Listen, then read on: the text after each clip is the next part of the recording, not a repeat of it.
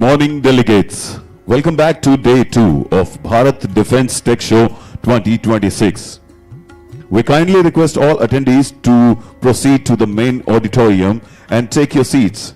Day 2 sessions commence at 10:30 sharp with a special address from Air Marshal Ashutosh Dikshit, Chief of Integrated Defence Staff. Light refreshments are available at the networking lounge. The exhibition remains open throughout the day. Thank you, and we look forward to an inspiring day 2 focused on space technology, strategic intelligence, and India's emergence as a global defense export hub. Thank you so much.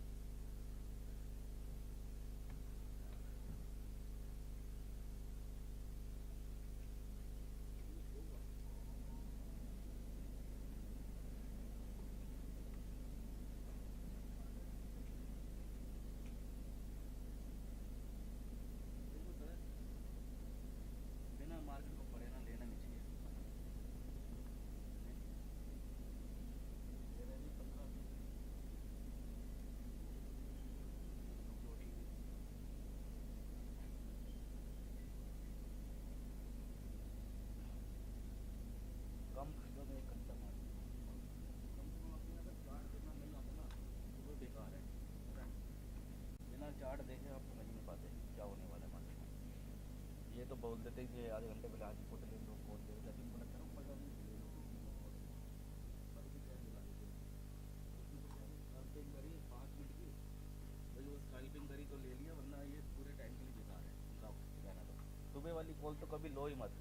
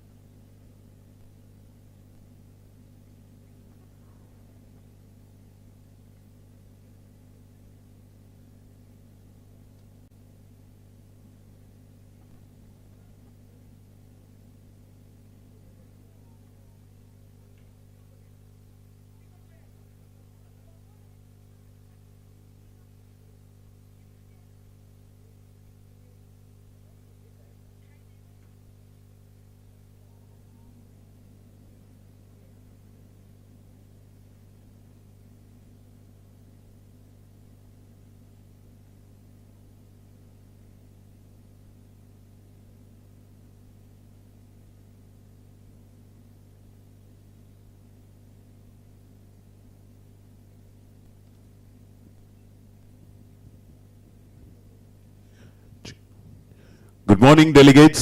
Welcome back to day 2 of the Bharat Defence Tech Show 2026. We kindly request all attendees to proceed to the main auditorium and take your seats. Day 2 session commence shortly with a special address from Air Marshal Ashutosh Dikshit, Chief of Integrated Defence Staff. Light refreshments are available at the networking lounge. The exhibition remains open throughout the day. Thank you, and we look forward to an inspiring day too, focused on space technology, strategic intelligence, and India's emergence as a global defense export hub. Ladies and gentlemen, in a while we will begin this day 2 of Bharat Defense Tech Show 2026. Thank you so much.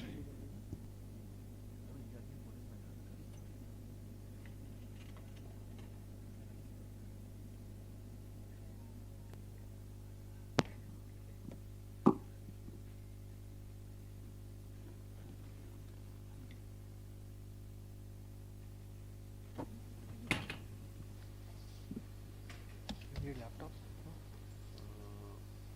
Let it be there. Let it like this, please. Yeah, sure.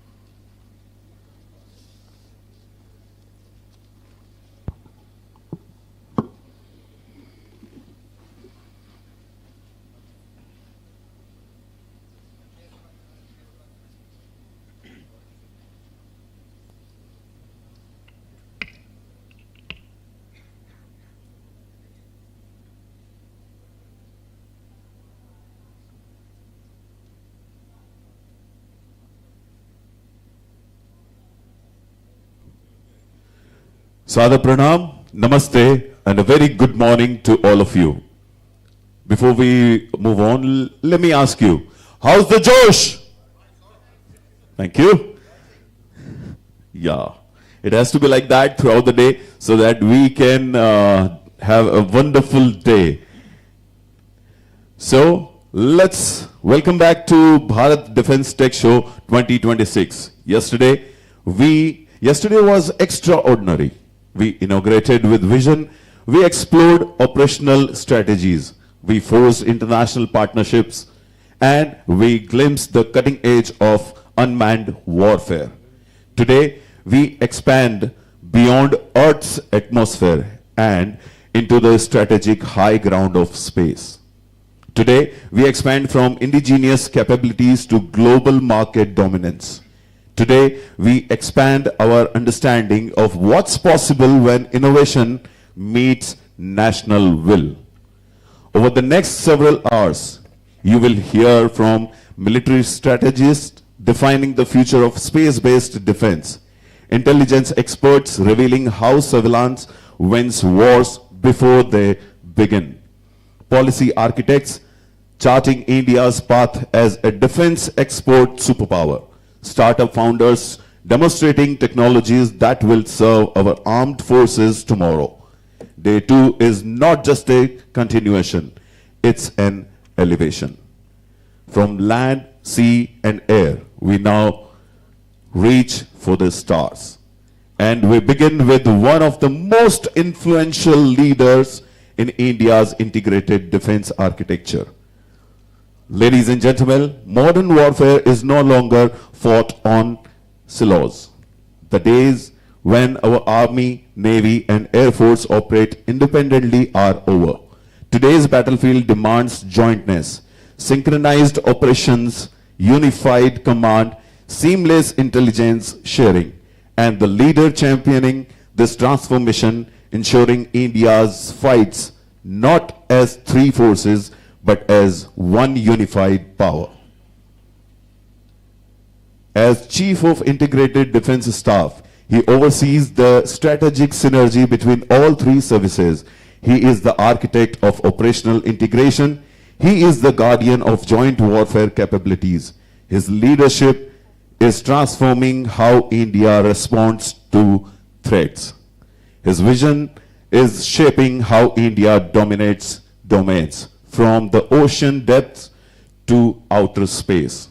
Ladies and gentlemen, it is my profound honor to invite to this stage Air Marshal Ashutosh Dikshit, Chief of Integrated Defense Staff, Headquarters Integrated Defense Staff. Ladies and gentlemen, Air Marshal Ashutosh Dikshit is the Chief of Integrated Defense Staff, taking command in May 2025. An experimental test pilot and qualified flying instructor. He has over 3,300 flying hours on aircraft ranging from the Mirage 2000 to the Jaguar. He has held pivotal roles as Deputy Chief of Air Staff and AOC in Sea Central Air Command. His 38 years career includes active participation in Operation Safed Sagar and Rakshak. He is a recipient of the Param Vishist Seva Medal, Ati Vishist Seva Medal, Vayu Sena Medal, and Vishist Seva Medal. Ladies and gentlemen, his vision for integrated operation is not theoretical. It is operational, it is tested, and it is proven. Sir, we are privileged to hear your strategic vision for India's joint defense architecture. Ladies and gentlemen, please join me in welcoming Air Marshal Ashutosh Dikshit. First of all, thank you very much for this long introduction. Good morning to all of you, distinguished guests, defense leaders, innovators, and fellow patriots. My topic for today is technology as a force multiplier in future warfare. For this, let me begin with a thought from our ancient wisdom, the Arth Shastra, written over 2000 years ago, which tells us, "He who is well prepared and takes the enemy by surprise will be victorious." Today, we stand at a moment in history where this ancient truth meets cutting-edge reality. The surprise is no longer just a flanking maneuver or a night raid.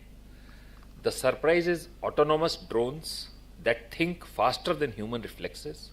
It is cyber weapons that can cripple infra without firing a single bullet. It is artificial intelligence that can predict enemy movements before they actually happen. The battlefield of tomorrow will not look like the battlefields of yesterday. And the nation that understands this first, adapts fastest, and innovates boldest will write the security architecture of this century. We gather here at the Bharat Defense Tech Show not just to showcase various weapons and systems. We gather because we understand a fundamental truth. Technology is not merely an addition to military power. Technology is the multiple that transforms modest capabilities into formidable strength. So, what does it mean to be a force multiplier? A single soldier with a rifle has certain combat power. When you give the soldier night vision goggles, real-time satellite intelligence, and AI-powered threat detection, you have multiplied his effectiveness tenfold, perhaps 100-folds. That is the power of multiplication, and that is the promise of technology. Our Honorable Prime Minister has spoken of making India Atmanirbhar in defense. Self-reliance is not just about manufacturing weapons at home. It is also about becoming a technology powerhouse that can innovate, adapt, and lead. It is also ensuring that when future wars are fought, whether on land, sea, air, cyberspace, outer space, information space, India stands ready with the most advanced tools and the sharpest minds. Ladies and gentlemen, let us be clear, the nature of war remains constant. It is about imposing your will on the adversary. It is about protecting your people and your interests. But the character of war, how wars are fought actually, is changing at a very rapid rate. Think of warfare through the centuries. We went from swords to muskets, from muskets to machine guns, from cavalry to tank warfare. Each transition took decades, sometimes even centuries. Today, the pace of change has compressed into years and sometimes months, and the times to come it may be even days. Let me give you an example. In the recent conflict between Ukraine and Russia, we saw Turkish-made drones costing a few $1 million each, destroying Russian tanks worth tens of millions. We saw commercial quadcopters, the kind you can buy online, being weaponized to drop grenades. We saw open source intelligence from satellite imagery analyzed by civilian volunteers providing battlefield awareness that once required $1 billion spy satellites. The character of war has shifted from pure kinetic confrontation to a blend of physical and virtual, of visible and invisible, of declared and undeclared. Our own experience, like in 1992 during the Kargil conflict, showed us that laser-guided munitions could strike mountain peaks that were previously thought unreachable. Each precision-guided bomb saved countless lives of our brave soldiers. That was technology as a force multiplier in action. Today, we face adversaries who do not always announce their intentions, like with border crossing, detectable troop movements. They probe us in grey zone, that murky space which is existing between peace and war. The future battlefield will not respect the boundaries we draw between different domains of conflict. When we think of military operations, we traditionally think of tanks, aircraft, ships. These are the connected tools that destroy physical targets. But modern warfare demands we think differently. Today's conflict blends kinetic strikes with cyber attack, electronic warfare with psychological operations, satellite jamming with precision missiles. So it blends domain, it blends forces, and it has to be integrated with a correct tempo, correct timing, which can only be possible by good use of technology and intelligent use of technology. So let's look at a real world scenario. Imagine an adversary which is planning to attack our critical infra. They will not begin with bombs straight away. They will begin weeks earlier with cyber intrusion, mapping our power grids, water systems. They will spread disinformation on social media to create panic and confusion. They will jam our communication satellites, and only then, when we are digitally blind and our population is psychologically vulnerable, we will see any kinetic strike. Ladies and gentlemen, this is not science fiction. This is how modern conflicts are unfolding, and we have seen some recent examples of this kind of action taking place. Now look at convergence. What I am talking of, convergence of technology and convergence of various domains. So I'll give you one example of Israel's Iron Dome system. It's a very excellent example of convergence to understand what is the meaning of convergence. It combines radar detection, AI-powered threat assessment, and kinetic interceptors, all working in milliseconds to protect civilians. The system does not shoot down rockets. It takes split-second decisions about which rocket to shoot down based on trajectory calculation. If the rocket is going into a zone where there is no damage which it can do, then the rocket is let go. It is not shot down. So that is how the technology is multiplying the defensive capability of each battery by orders of magnitude. In the Indian context, we must prepare for conflicts where a cyber attack on a banking system happens, with a border skirmish where disinformation campaign undermine national unity, while drones probe our airspace, where space-based assets are disabled just at ground operations begin. So all this we have to take into consideration, and that is how we are saying that we have to become integrated over a period of time. So the convergence is here already, what I am saying, and we must master all these domains simultaneously and act in them simultaneously. Perhaps the most difficult challenge we face is conflict in the grey zone, operations that stay below the threshold of declared war but can be devastatingly effective. The grey zone is where nations compete using tools like economic coercion, cyber espionage, propaganda, proxy force, and lawfare.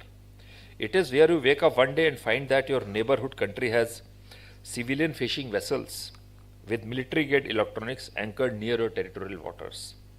It is where your critical infra faces thousands of cyber probes daily, testing for weaknesses. Technology is the primary weapon in grey zone. Consider China's use of what they call three warfares: psychological, media, and legal. They build islands in disputed waters and claim them with legal justification. They use social media to spread narratives. They employ cyber tools to steal intellectual property, all without firing a single shot. But technology can also be our great shield in this gray zone. AI powered monitoring systems are detecting unusual patterns in network traffic, identifying cyber intrusion before they cause damage. Satellite surveillance combined with machine learning is tracking civilian vessels that behave like military assets. Blockchain technology is securing supply chains, ensuring that critical components in our defense systems are not compromised. Our own Digital India initiative, linked with AI mission and semiconductor mission and quantum mission, where the government is focusing and creating a technology aware population which can be mobilized for national security. When millions of Indians can identify and report suspicious digital activity, we create a distributed early warning system that no adversary can overwhelm. The creator of Apple, Steve Jobs, once said, "Innovation distinguishes between a leader and a follower." In the gray zone, innovation in technology determines who controls the narrative, who protects their interest, and who emerges stronger. Let me now turn to a few specific technologies that will define military power in the coming decades. The first and foremost is artificial intelligence and machine learning. We are already having a AI summit going on in Delhi. It will be to warfare in the coming century what tank was to warfare in the previous century. It is a game-changing innovation. It will process intelligence data faster than any human team. It will pilot drones, control swarms of autonomous vehicles, predict maintenance needs for equipment, and even assist commanders in making tactical decisions under pressure. One example is the United States Project Maven, which is using AI to analyze drone footage, identifying targets and threats. China is also investing billions in AI for military applications. India must not lag behind. Our strength in software and IT services give us a natural advantage, and we are leveraging it slowly. The second is autonomous systems and robotics, unmanned systems on land, at sea, and in air, and underwater, and maybe sometime later in near space, will increasingly take on dangerous missions. They will create an environment, they will work in an environment which is too hazardous for humans to operate, and a swarm of hundreds of these drones, each costing a few lakhs, will act as a coordinated unit, and they will be able to overwhelm air defenses, conduct recce, or even carry out strikes. The technology is there with us today. The question is, who will deploy it most effectively is the one who will be able to do better in the next sequence. The next important technology which is shaping slowly is quantum computing. It is emerging, it is still emerging, not yet fully developed. It promises to revolutionize everything from cryptography to logistics. It will break current encryption systems in minutes, making our communication vulnerable, and also it will optimize supply chains. So certain problems which normal computers take ages to solve, computer using quantum technology will be able to solve that in maybe milliseconds. Next is hypersonic weapons, missiles that travel more than 5 times the speed of sound and which can target with minimal warning time. Some of them are already deployed, some of them are getting let's say developed, and also along with it is anti-hypersonic missile. Basically hypersonic missile defense, how do you detect and neutralize a hypersonic weapon? So these two things are also shaping the our main focus is there. The directed energy weapons, that is lasers and high power microwave systems, they can disable drones, missiles and electronics at the speed of light and a fraction of the cost that per shot compared to traditional missiles. So this is a very niche and a very good field which is coming up slowly. Space and counter space capabilities. The ultimate high ground is space. Satellites provide almost everything today: communication, navigation, recce, early warning. But they are also vulnerable. Anti-satellite weapons, cyber attacks on ground stations, or radiation attacks, or EW type of attacks, ECM attacks on the satellites themselves, like jamming, can deny us these capabilities. We have to develop resilient space architecture and counter space capabilities. Now let us bring this home to Bharat. What does all this mean for India? We are a nation of 1.4 billion people. We have the world's fourth largest military.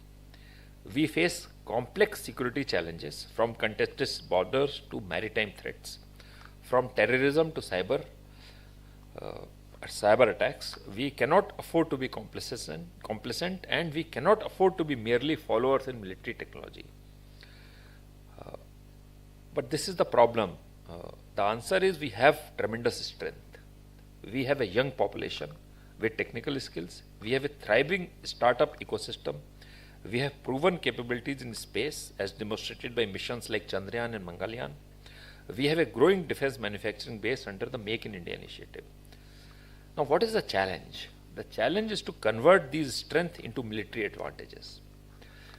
Our Honorable Prime Minister has articulated a vision where India is among the top countries in defense manufacturing. He has said Atmanirbhar Bharat in defense doesn't mean isolating ourselves in the world.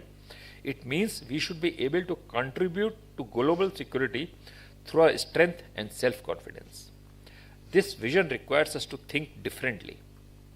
We cannot simply buy technology from abroad and remain perpetually dependent. We must develop, we must innovate, and we must indigenize. Let me share some encouraging examples. The BrahMos missile, a joint venture with Russia, is the world's fastest cruise missile. It multiplies the striking power of our Air Force and Navy manifold. Our indigenous Tejas fighter aircraft demonstrates that we can design and build complex aerospace systems. The NAVIC satellite navigation system ensures we are not dependent on foreign GPS systems during conflict.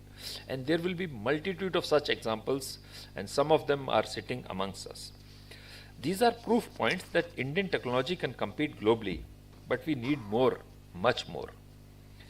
We need startups working on AI for defense applications. We need partnerships between DRDO, private industry, and academic institutions.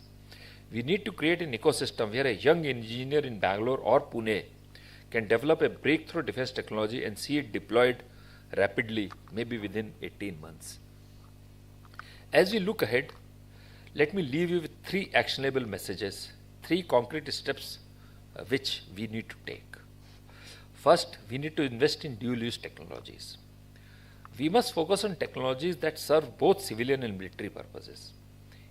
AI, quantum computing, biotechnology, advanced materials, these can drive economic growth while also strengthening defense.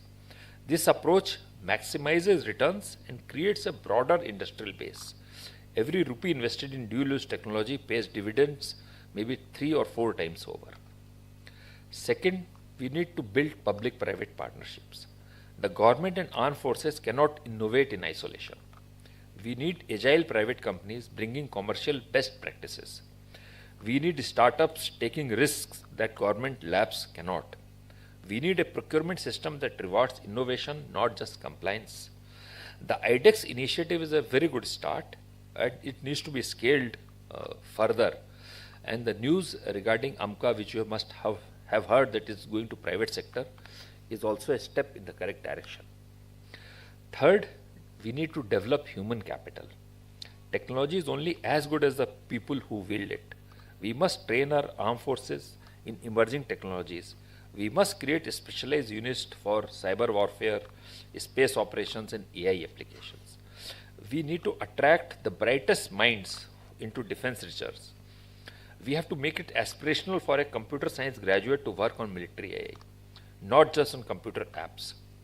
So these 3 actions, investing in dual-use technology, building partnerships, and developing human capital, will position India as a leader in defense technology, not a follower. Ladies and gentlemen, let me conclude with this thought. Our scriptures tell us yoga karmashu kaushalam. Yoga is skill in action. The Bhagavad Gita teaches us that excellence comes not from inaction or wishful thinking, but from skillful, determined effort. Today, we need skill in action. We need excellence in execution. We need the determination to make India a technological superpower in defense. The future of warfare will be won not by the largest armies, but by the smartest one. Not by those with the most weapons, but by those with the best integrated systems. Not by nations that follow trends, but by those that set them.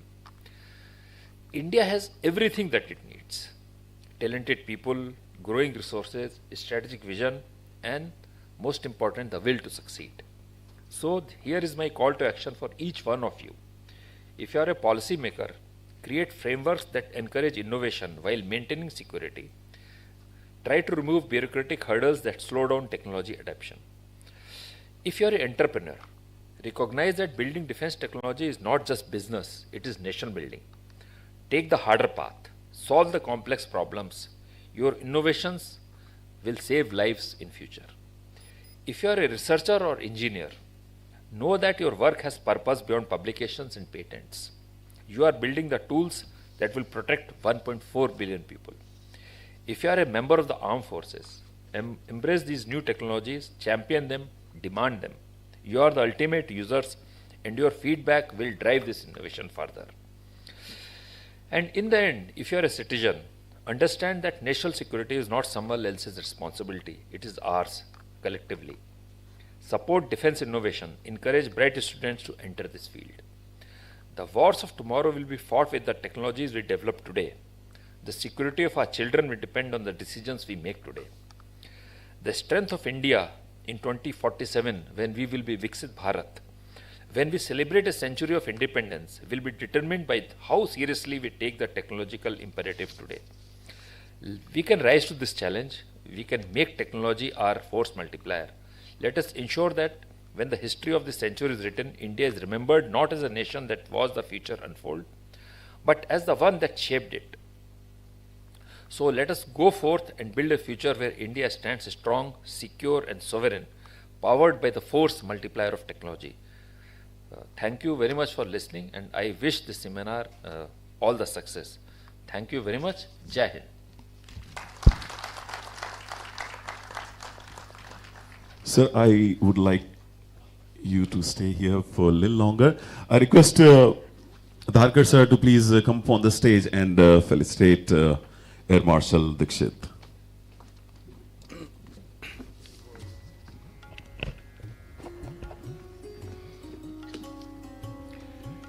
Air Marshal Dikshit, thank you for that powerful and comprehensive articulation of integrated operations.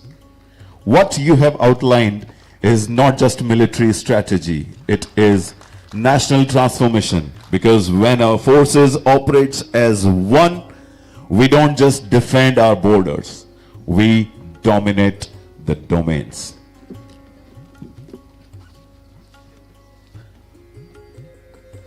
Thank you. Ladies and gentlemen, let's put your hands together for these gentlemen.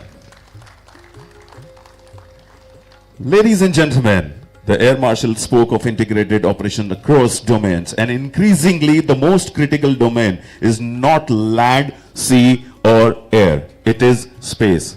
Space is no longer the final frontier. It is the decisive frontier.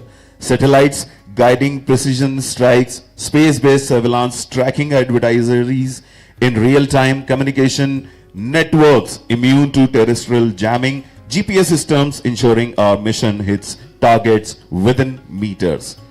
India's space program has evolved from scientific curiosity to strategic necessity.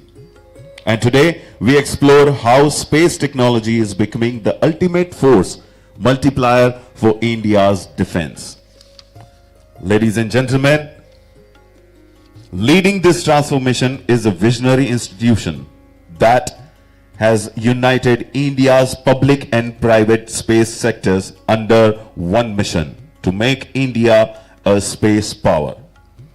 For next, I would like to invite Lieutenant General A.K. Bhatt, Lieutenant General A.K. Bhatt is the founding Director General of the Indian Space Association. We call it SPA. In his 39-year military career, he served as Director General Military Operations during the 2017 Doklam face-off and commanded the prestigious Chinar course in Srinagar.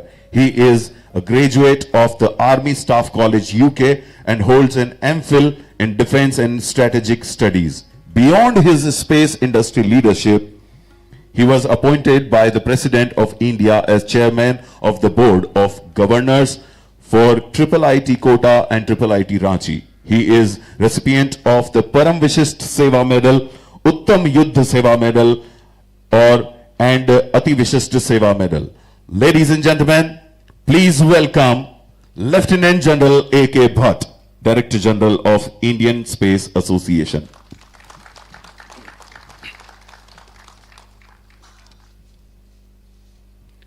General Bhatt, under your leadership, ISPA has become the voice of India's space ambitions, from satellite manufacturing to launch capabilities to defense application.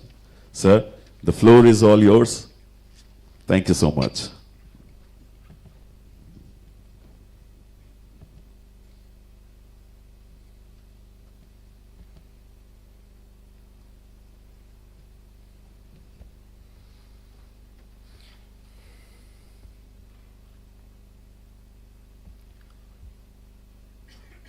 Good morning and Jai Hind. It's a great honor to be here again today and to talk of space, how private space is primarily contributing to defense space and where are we in India.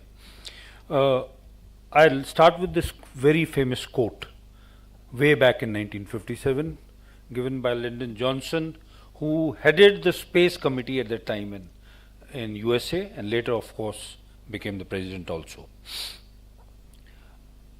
All space early developments, that is at the end of World War II till the Cold War was there, were all developments in the backdrop of the strategic rivalry which was between the two nations. It was more to do with ballistic missiles and not to use space as a domain of warfare as such. It is only much later that space started being seen for communication firstly, thereafter for ISR, and now of course it is a very important domain. Today we identify space as a separate domain of warfare as such. This is the man who sent the first rocket to space. He was picked up by the Americans under Operation Paperclip from Germany. Von Braun, along with his 100 scientists, is the one who took the American dream up till the moon. And of course, he was kept under the radar because of his SS connections. I always like to show this small video which talks of where technology has gone, and very importantly technology by private company. This rocket is the size of Empire State Building, gentlemen, and see how perfectly it is being held by these two arms called the chopsticks. And it has been achieved by not by any sovereign NASA or someone, but by a private company. And then see the precision of this rocket, as it is rocket science, as we call it, is sending a rocket up. See this rocket coming down. The space in it which will, the size on which it can land.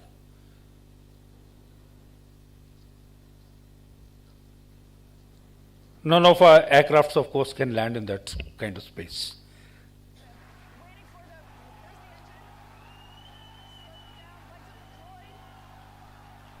So this is a disruption in technology which has totally changed the dimension of space and its usage in future.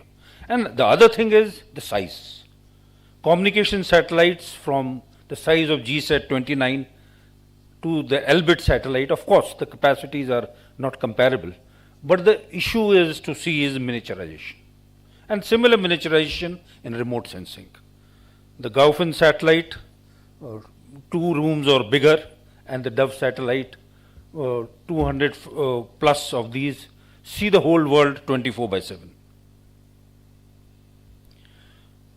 In India, the space environment has been entirely ISRO-led till Air Marshal Dharkar decided to open the DSA, where this was the first time when the defense forces were allowed to come into space in India. And this happened very recently in 2019. But ISRO, they have had, their achievements are very significant. We are all aware of it, I don't have to repeat it. We got self-reliance by accident. Atom Nirbharta came in space a little earlier than anywhere because of the MTAR and other restrictions which the West put on us after the peaceful nuclear test which had taken place. So we had no choice but to do it on our own, and ISRO did a grand job of it.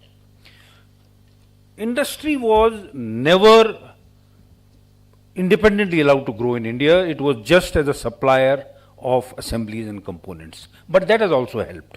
Today, the private company which is making a rocket, its 40 to 80 suppliers are all from the ecosystem created by ISRO over the years. But one thing, and I've faced it when I've been in service, ISRO has always told us, we are not for you, we are for the common man. Maybe whatever we do, if it is provided to the military, it is by accident. This is the in this, the breakthrough had to be achieved by Air Marshal Dharkar, later the DG, other DGs, Pawan is here, and of course, the present DG DSA will also have to face that. So, this is a satellite, this is a slide I picked up from the ISRO chairman, where he said, ISRO-led space is now no more there. It has NSIL, which is a new space industry limited, basically a company which is the public face of ISRO. Then is InSpace, an organization made entirely to privatize space in India. Of course, the industry and startups and academia. There is where ISPA also came into being, primarily to be the unified voice of the private sector, contribute in building an innovation-driven resilient space ecosystem, develop capacities, and primarily be a support to the private players to grow in India. I am flashing these is that in India today, there are 350 startups which are claimed to be there, but the big companies are these which I am flashing. These are our founding members. Just for your information, who are the ones out of the companies who are working in space? And the core members.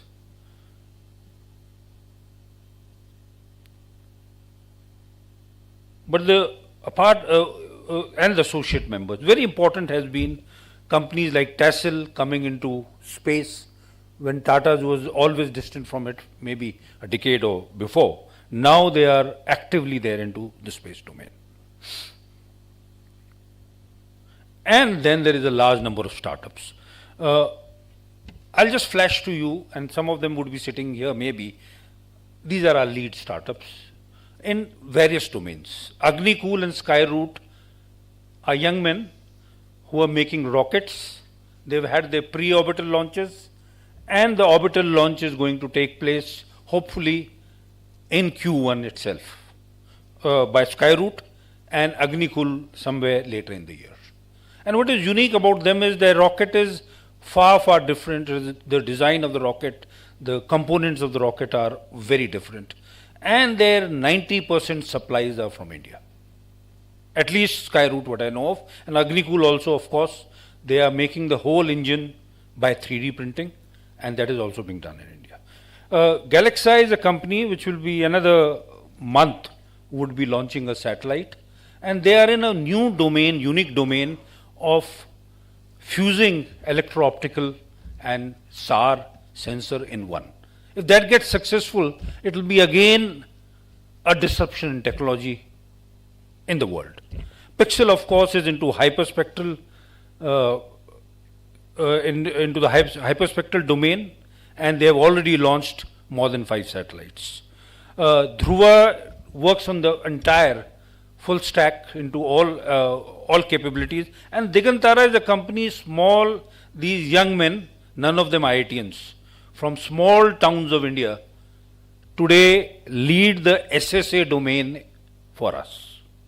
They've already got one of their satellites up in space, and their capabilities are developing very soon. And of course, they're not limited to India. Today they have opened a company in America, they have done a tie-up in Singapore, and they would be quite a bit of it would be used by the DSA. What is coming up just this year? Launch of Skyroot, launch of Ajista and Agnikul, 2 rocket companies, 1 satellite company, Ajista, then Galaxy, which will be launching very soon, and ISRO, of course, has number of multiple launches which will take place. In the military domain, what has happened?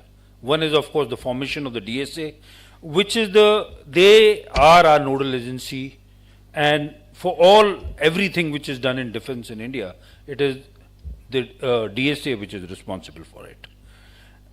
Now, just putting military space, the ones I have put it in color, ISR, communication, PNT, MET, ballistic missile defense are all known to you. But the new ones are marine domain awareness, space situational awareness, and in future space warfare. And before that comes space deterrence, of course. I'm not going into what all you have, but a little new things which are coming into this is in ISR, the sensors from electro-optical have become hyperspectral, they have become SAR, and SAR is in fact the order of the day, which has the capability of seeing 24/7. The revisit times today have become much lesser and lesser, and what the armed forces require is persistent ISR, meaning 24/7 ISR of every point of interest which they have. Resolution and accuracy have also evolved from 70 centimeters to 50 centimeters to 30 centimeters, while the military requirement may be at 10 centimeters. Launch on demand is a new domain, which is also called responsive launch, meaning the capability to be able to launch satellites for an area of interest. Of course, it's very complicated in the sense it can't be one satellite. If you have to put one point at focus, at least you'll have to have 7 to 8 satellites because of the speed at which they would be going in the LEO domain. But it is a capability which would be required for focused areas if it is required, and in future definitely the Indian Armed Forces will work towards it. Communication also has moved from GEO to LEO, and this has again been led by private sector, by Starlink, by OneWeb, which is now called Eutelsat OneWeb, and the third company is Kuiper, which is called Amazon LEO now, who are going to have constellations into space, providing services all over the world. 2 of these companies have been given licenses for operating in India and would be operating very soon.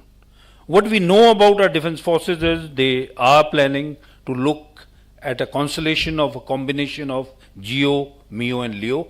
More of it I think would be spoken of when there's a discussion. In PNT, of course, navigation, missile guidance, logistics all requires it, and NAVIC is the backbone of it. And in future, LEO PNT is what is being talked of. This is what we have today. Our numbers are around 50. ISR maybe 10 to 12 satellites, some satellites for communication, but it is a limited range of, what I'm showing you is from the open domain. Just to flash to you what does an electro-optical satellite image looks like. This is from Planet and Maxar. This is a 30 centimeter resolution with an accuracy of 1.5. This is how it looks. And what is most important is these two. Maxar on the right is a EO, while on the left is a SAR. So a SAR image by nature is counterintuitive.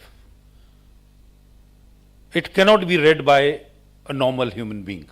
And machines are also finding it challenging at the moment. But the issue is it can provide you much more information because it can see through clouds, it can see in bad weather and at night. This is of course the famous one from Ukraine war. My aim to flash this slide is all of us who are sitting here and deal in matters military have to be very clear that ISR now nearly provides total visibility of yours to the adversary and to you of the adversary. Warfares have now in future to be fought with that in back of the mind. And this is a new domain. This is a satellite using a heat signature. And this aircraft, I am not sure it is showing an aircraft which is switching on to take off, or there was an aircraft which has taken off and the signature is there. It can be both. This is a very recent one from Ukraine, where to confuse the SAR image, they have put tires on the top of an aircraft which is there, because the reflection will be reflected in a manner that the image of SAR will not be very clear. In Operation Sindoor, these were our capabilities, but what we definitely found was we had a major dependence on commercial satellites. And of course, SBS-3, which had been started before, hopefully will come in a faster fashion. What is SBS-3 is 52 satellites being made for ISR for the defense forces. PNT, we have a weakness as on today in our NAVIC system. And what I emphatically want to say is NAVIC was not very effective, is not very effective presently on an Operation Sindoor, because of the number of satellites which are there, and most importantly because Indian industry has not been able to build receivers for that anywhere. Communication, of course, it was far better, and I think the defense forces were happy with what came. Mine is all inputs from open source, please. This is what SBS looks like, the cost, the number of satellites, but what is most important in this is the leap of faith the government has taken. 31 satellites being manufactured by 3 private consortiums.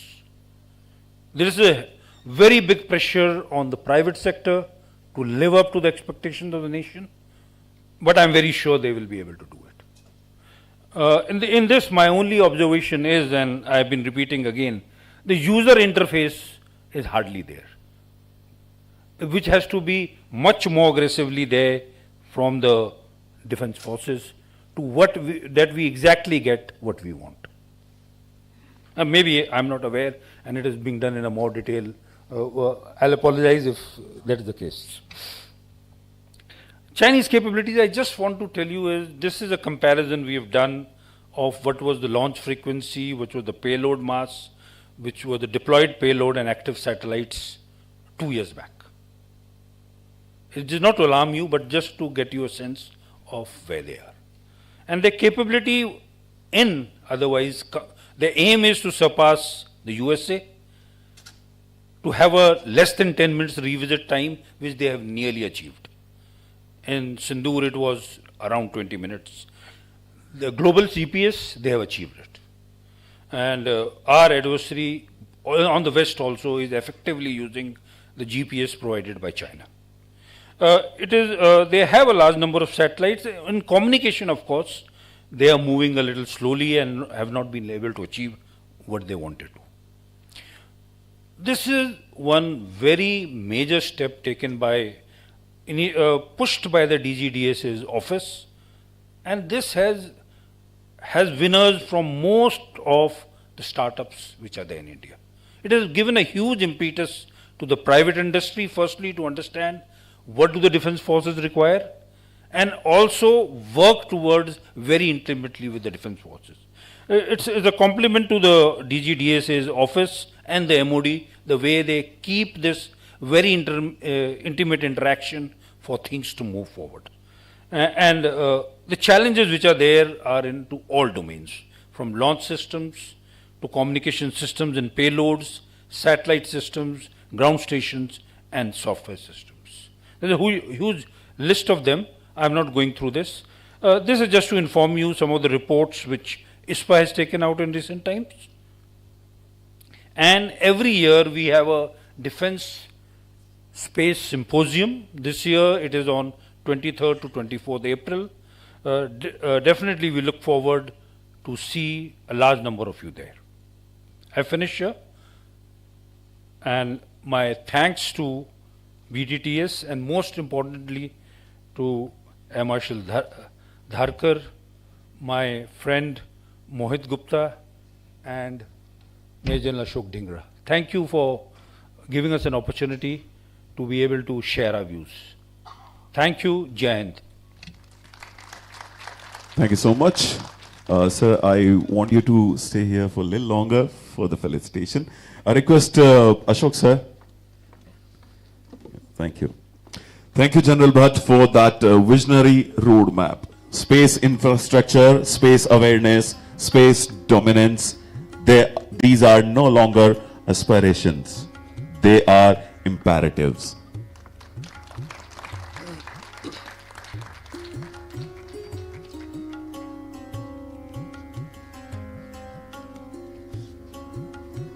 Thank you so much, gentlemen.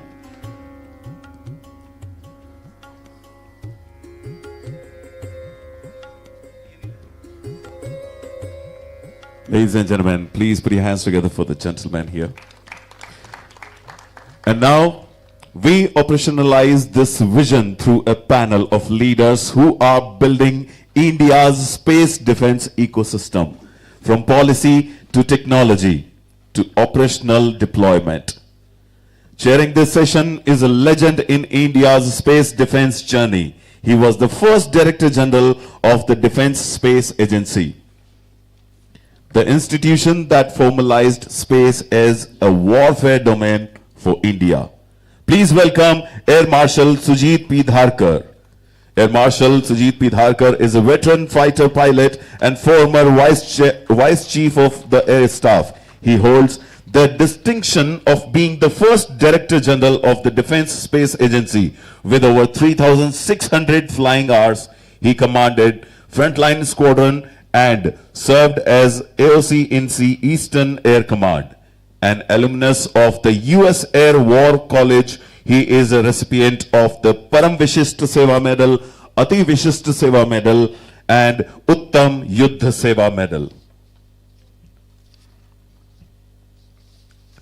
Joining Air Marshal Dharkar on this distinguished panel, we have Air Vice Marshal Paramjeet Singh Malhi. He is currently the Principal Advisor at Tata Advanced System Limited. In the IAF, he served as Assistant Chief of Air Staff Systems and commanded at the Defense Satellite Control Center. He is a space domain expert with a master's in image processing. He played a central role in executing the SBS-2 program and conceptualizing the Defense Space Policy 2027, bridging the gap between military requirements and space technologies. Next, we have Air Vice Marshal Manu Midha. He was commissioned into the fighter stream of the Indian Air Force in June 1994, a fighter pilot with 3,413 flying hours on MiG-21 and MiG-27 aircraft. He is Category A qualified flying instructor and has served as an Air Force examiner at the Aircrew Examination Board. He completed the Advanced Command and Staff Course UK and the Higher Defense Management course. He has commanded a frontline MiG-21 Basin Squadron, a base, served as Air Attaché in Pakistan, and led an ISCCS node in the Western Sector during Operation Sindoor. He currently serves as Director General Defense Space Agency. He was awarded the Vayu Sena Medal and Ati Vishisht Seva Medal. Ladies and gentlemen, please put your hands together. And last but not the least, we have Brigadier Adarsh Bhardwaj. He is an army veteran with 34 years of experience and currently serves as executive director at Azista Aerospace. He previously led the Army Tech Cell, now Army Design Bureau, and served on DRDO's Armament Research Board.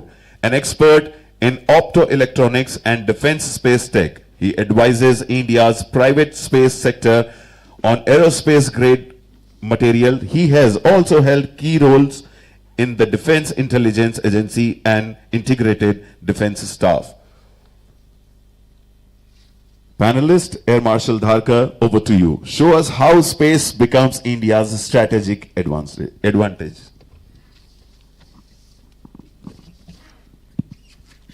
Good morning, ladies and gentlemen. I hope I'm audible there at the back. Somebody by a show of hands, please. Oh, thank you. Oh, thank you very much. Okay, you've already heard from the two eminent speakers this morning about how space is the most recent warfighting domain, that ultimate high ground. And without spending too much time in acquainting you with that domain, I'd like to just take your attention back a little time to point out that what was fiction not too long ago is very much fact today. When H.G. Wells talked about putting humankind on Mars, or when Arthur Clarke spoke about global communications using satellites, and just 3 of them, or when Isaac Asimov spoke about psychohistory and how machines would probably start being able to predict human behavior, almost all of that seems to be coming true today. You have humankind having reached Mars, including an Indian space probe. Men on the moon has become almost common. There's a new program to put people on the moon again. Global communications using geostationary satellites is something that we commonly use almost on a daily basis. And what we see today as artificial intelligence mirrors almost very closely with what was psychohistory by Asimov. The physics of quantum entanglement, which was, theoretical physics not too long ago, is coming into real life today and is challenging the bounds of IT as we know it. So what was fiction not too long ago is absolute fact today, and it's only going better. So even today, what may seem like outlandish ideas about how or what can be done in the space domain is something that just may be actually happening tomorrow. Also, we've already heard and seen that the pace of change and development is itself accelerating so fast that ideas today are transforming very rapidly into capabilities tomorrow.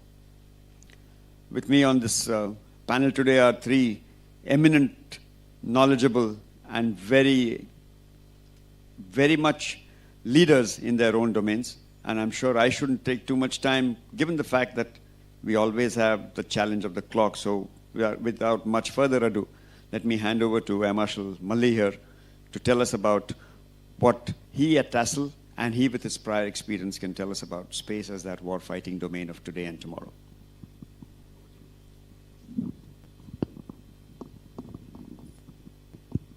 Thank you, sir. Good morning, ladies and gentlemen. One of the topic which was there as an objective of this seminar was the space situational awareness, its relevance to the defense utilization, and the emerging challenges. So I would just like to highlight some of the structural aspects of the framework as available in the open domain and the industry perspective into it. As we all are aware that space assets are very strategic in nature, and we need to protect them from hard kills, soft kills, cyber attacks, and more so build up resilience against post-quantum encryption. So all these challenges surmounts tremendous amount of pressure onto our policymakers, R&D, academia, and industry. Where do we start with? If our space assets are to be protected, we need to have a surveillance round the clock onto it. Like, as per Union War Book of India, the air defense responsibility has been clearly vested with Indian Air Force. And we have well established, laid down SOPs to handle such contingencies. In case any fighter aircraft comes closer to the 10 kilometer of the IB, it is considered as airspace violation. Do we have something similar in this space? Probably as of now, not. So we need to be vigilant what all objects, foreign objects, are orbiting in the close proximity of our strategic assets. And for that, we need to assign the mandate to some agency that you are solely responsible. And I'm sure the people in the active uniform, active service are aware of it, and they must be much better knowledgeable than what I can speak of here. But as of now, we all are relying mostly onto the data being supplied by North American Air Defense Command, commonly known as NORAD, which gives us the data free of cost. But that data is a selective data, and primarily for the debris mitigation and collision avoidance. There is no regulatory framework in which we can question somebody if somebody comes so close, dangerously close to our assets. The only legal framework treaty available as of now is Outer Space Treaty, which was signed way back in 1967. So we as a spacefaring nation need to raise a voice. US will not raise a voice. China will not raise. Russia will not raise. They are very comfortable in their own domains. So in our own interest, we need to raise our voice at the international forum so that such kind of policy framework, regulatory framework becomes as a deterrence for anybody to come into the close proximity of our this thing. And secondly, the sensors. Even US doesn't own all these sensors. They are collecting information from around the world. They are analyzing it at centrally. Similarly, we do have MOTR available with us. But is it sufficient? Do we need to collect data also all over the world and have our own analysis capabilities so that we don't rely on the selective information being shared with us? So these are the questions which our people in the active uniform must be already thinking on it, which probably we are not aware in the open domain. Now, this is where the industry comes in. The public sector or government cannot afford to have so many sensors deployed all around, and we neither have so much of funds nor have that much of time. So the public sector plays a vital role into it. So the moment public sector comes, the commercial interest comes along with it. Commercial sector looks for the return on investment. So we need to take care of that. We started with the IDEX challenges. The idea steered by none other than General Bhatt and Air Marshal Darker, who started the DSA. And a lot of our startups and deep tech startups took a lot of interest, and they've really come up with a very good projects, maybe at TRL 4 or TRL 5 level. But still, as per my knowledge, these startups are still far, far away from receiving bulk production clearances. That is where they make money. Some of the startups which I know are becoming cash starved, and they are looking for a foreign funding, which is a dangerous trend. One side we are looking for the sovereignty of operations, self-reliance, and other side we are allowing our good startups to look out for the foreign funding. So this trend needs to be arrested. Another important aspect from the industry perspective is that as of now, the order book from the government is highly skewed in favor of public sector units, maybe in the ratio of 80:20 or somewhere close to that.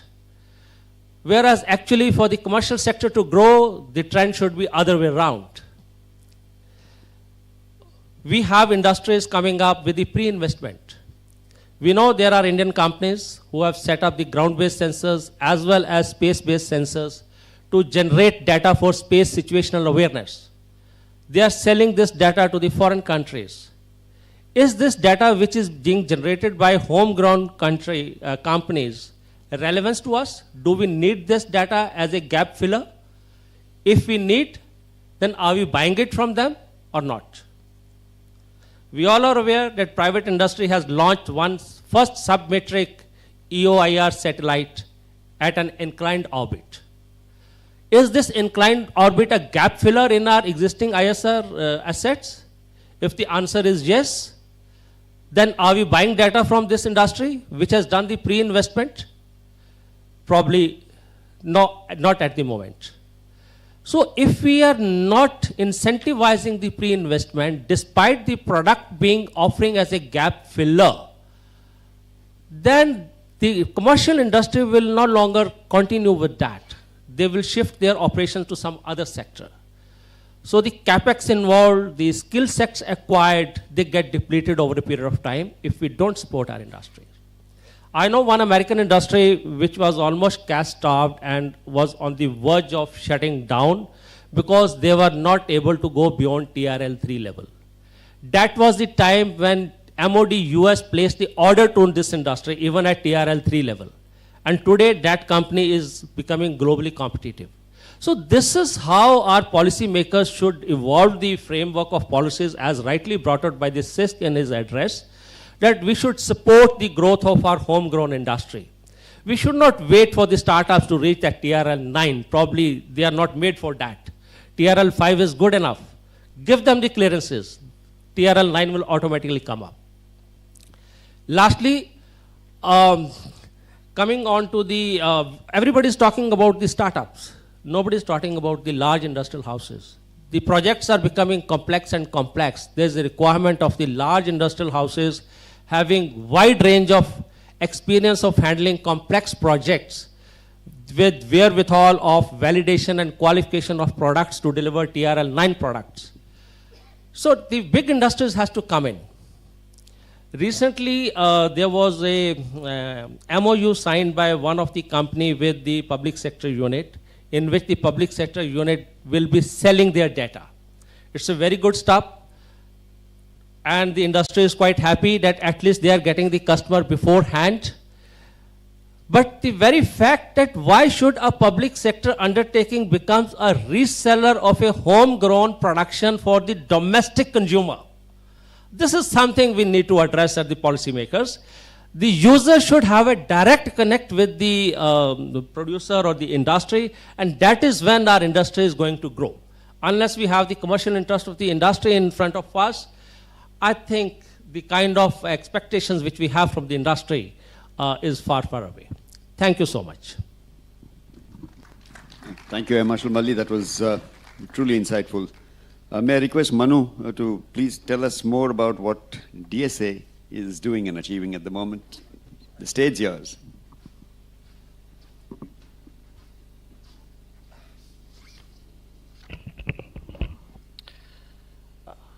Morning, everyone.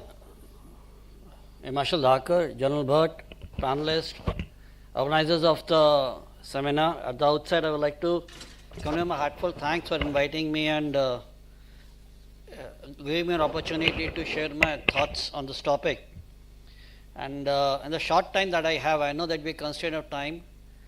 I will try and use the wisdom of three visionaries to convey three basic points. I think what was intended or expected to be spoken by DGS, a large part has been spoken by General Bhatt.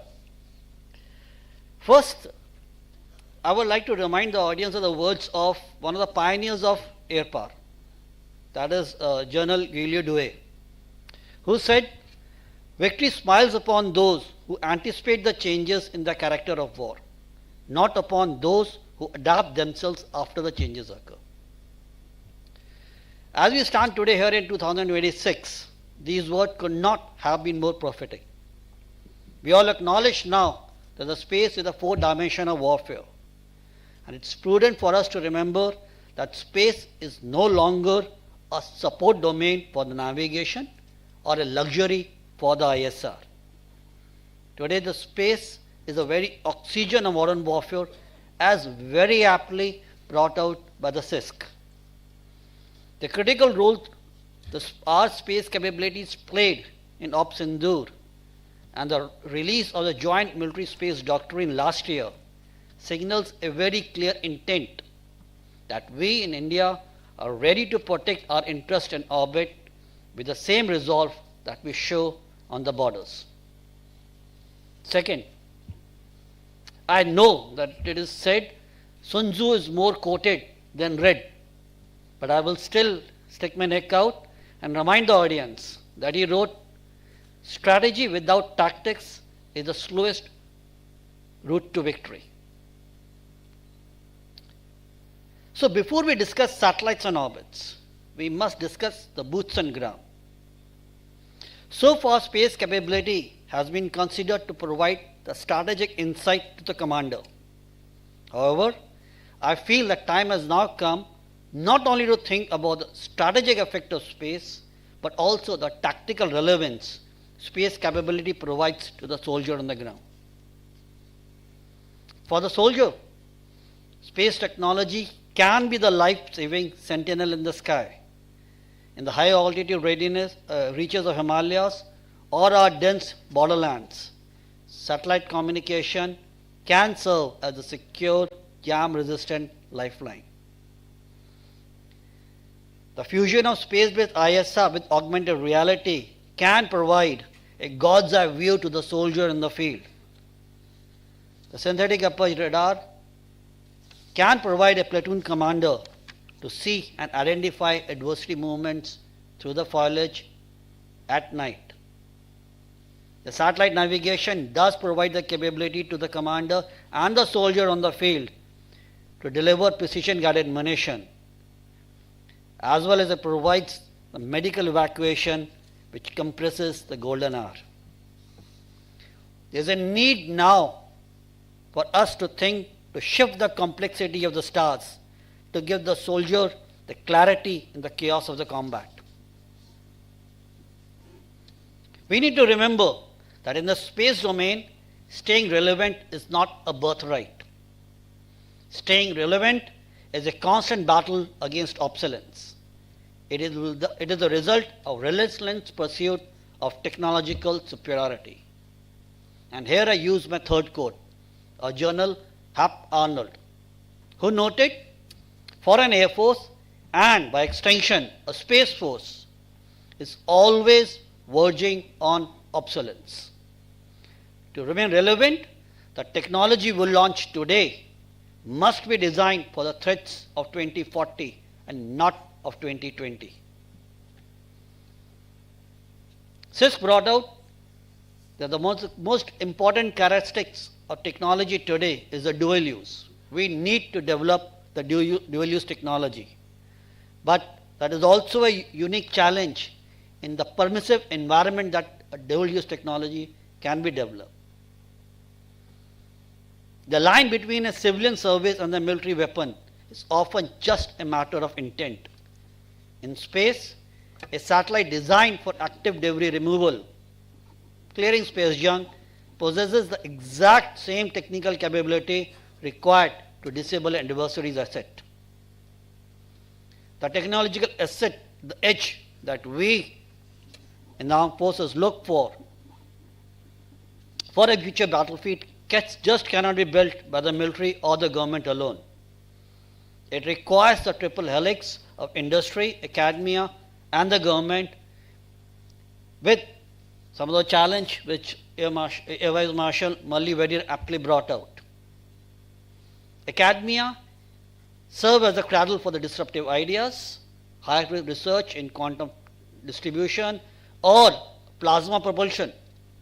Industry can provide the operational muscle, translating these breakthroughs into mission-ready hardware, and government to provide the platform. By fostering industry academia center of excellence, we need to bridge the gap between theoretical physics and battlefield utility. The collaboration must ensure that the next big thing is born in our labs rather than imported from abroad. Defense Space Agency is ready to partner, ready to innovate, and above all, ready to protect the final frontier. Our doors are open. We can provide the problem.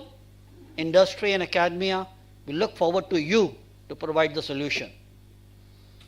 We have backed this vision with robust funding and support in the platforms as was brought out by DISC, IDEX, or Aditi. And the Tech Development Fund of the Government of India now provides very ample opportunity and the funding required to do so. Together, let us ensure that the final frontier remains a source of strength and global peace. And before I end, I would like to just say that the future of Indian defense should not be just from the ground up. It needs to be space down, powered by the technological prowess and the entrepreneurial spirit of the Indian ecosystem. Thank you and Jai Hind. Thank you, Manu, for almost that clarion call. May I now request Brigadier Bhardwaj to tell us about how his experience with the space domain activities in the private domain can help us take this vision forward.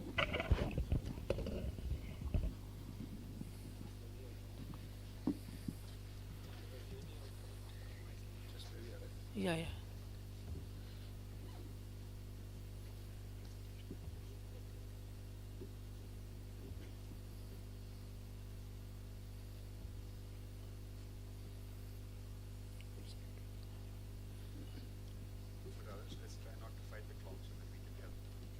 Yeah, sir.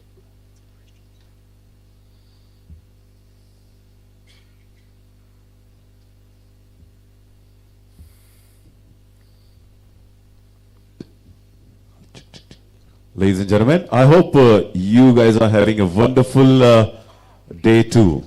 If you are having a wonderful day too, please put your hands together and let me know that you are actually having an insightful day too. Thank you so much.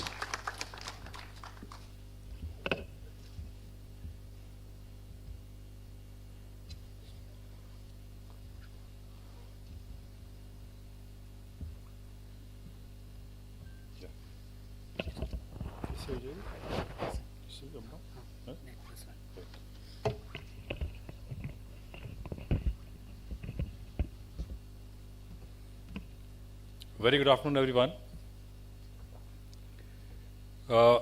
In fact, first of all, I would like to thank this Bharat Defence Tech Show team to giving me, or rather, Ajista Industries opportunity to be here to present the industry perspective, especially in the space domain. And I must thank General Bhatt and Air Marshal Dharkar sir, like whatever they have presented today, earlier in the earlier sessions or earlier as a keynote speakers. So they have covered all the complete canvas, whether what kind of private industries role, what are the challenges, what are the things are happening, especially the concept of whatever, how it can be force multiplier, this space domain, which is covered by the CISC also. So I will not take much time because time is short. So I'll just brief like what all as a private industry we are doing it. That is already been covered by General Bhatt. But what is Ajista's role? Because topic given is the defense space tech. So what is the something special, something unique where private industry, space industry can contribute towards the defense ecosystem in that? So I must tell you, like we are the company which has got this. You can say the mission is engineering the future of scope with speed, scale, and unmatched reliability. That is the main thrust focus of our company. And I must say at the beginning, as a dual-use technology, we are already having participating in 3 MAC challenges, and we have the winner of 3 IDEX challenges with us. I must mention about the MAC challenges. MAC challenges, there are 2 MAC challenges. One is of portable, you can say, automated weather station. That is of course not space, but next one, make 2 is of making of silicon carbide telescope, which for the SSA and for this payload type of capability in future. That is with us. And another part of make 1 project we are having with the Air Force, that is to have some kind of geoset in communication domain, whereas of EHF kind of frequency bandwidth. So those are the areas of dual use as such Ajista is dealing in that. I'll just take a few minutes. Like Ajista has got a various verticals. One is you can say advanced electronics, which is of space and defense kind of segments in high-end electronic systems they produce. Second one is the low Earth orbit satellite manufacturing facility. It is there. It is basically USP of this facility is a mass scale, because you require numbers in especially for low Earth orbit satellites. Because as brought out by General Bhatt, now we can say we have almost 50 satellites in space, Indian satellites. Whereas if you compare with China, it is almost 20 times. So there is a need to fill up the gaps. So we are already designed, we have designed that kind of infrastructure and capability in that way. It is it is for mass manufacturing capability exist. I can say annually the Ajista facility can make up to 50 satellite low Earth orbit satellites per year, and that can be scalable up to 100 satellites per year. That kind of facility has been created in Ahmedabad on this. And next is again very niche area is advanced composites. It is highly used in aerospace and space grades, all carbon and silicon carbide kind of composites. That facility is in Hyderabad. I'll just mention about this also. And lastly, since we are into this space, so this space, image analytics is also part of with us, Ajista, on this. Just to show you what all we are contributing as part of this space ecosystem, these are some of the subsystems which Ajista has been supplying to ISRO for various missions since last 10-15 years. You name any mission of ISRO, some component of Ajista, the subsystem of Ajista is already there. It means we have the capability for the space grade electronics and those kind of build to print or build to spec kind of capability which can be used for, of course, the ISRO, some of the missions are dual use also on that. So that kind of background we have. With this background, we switched over to the satellite manufacturing. That kind of heritage we had, that is the reason we switched to satellite manufacturing in this. Other than this subsystem, we are also making for Gaganyaan, there's some kind of quantum harnesses and SMC OBC's boards, harnesses and module, and then again navigation and control systems for Gaganyaan also we are making in that. So these are the kind of technological background which definitely can be used for the defense application as well. This kind of strength as a private industry, as an Indian ecosystem is available as on date on that. Just a glimpse of this first satellite, Ajista launched in 2023. It's working perfectly fine. It's almost 1,000 days in orbit, and we are supplying some of the data to intelligencies and some of the other customers on this. Like what all we can do, what we are doing it, what are the things in cutting edge space technologies. Basically, this in ISR, it can be night imaging, then your white swath imaging. In fact, we have proposed to Defense Forces some kind of white swath proposal also to cover almost 700 kilometer swath with 4.5 meter resolution. So that is under consideration. So that is another thing.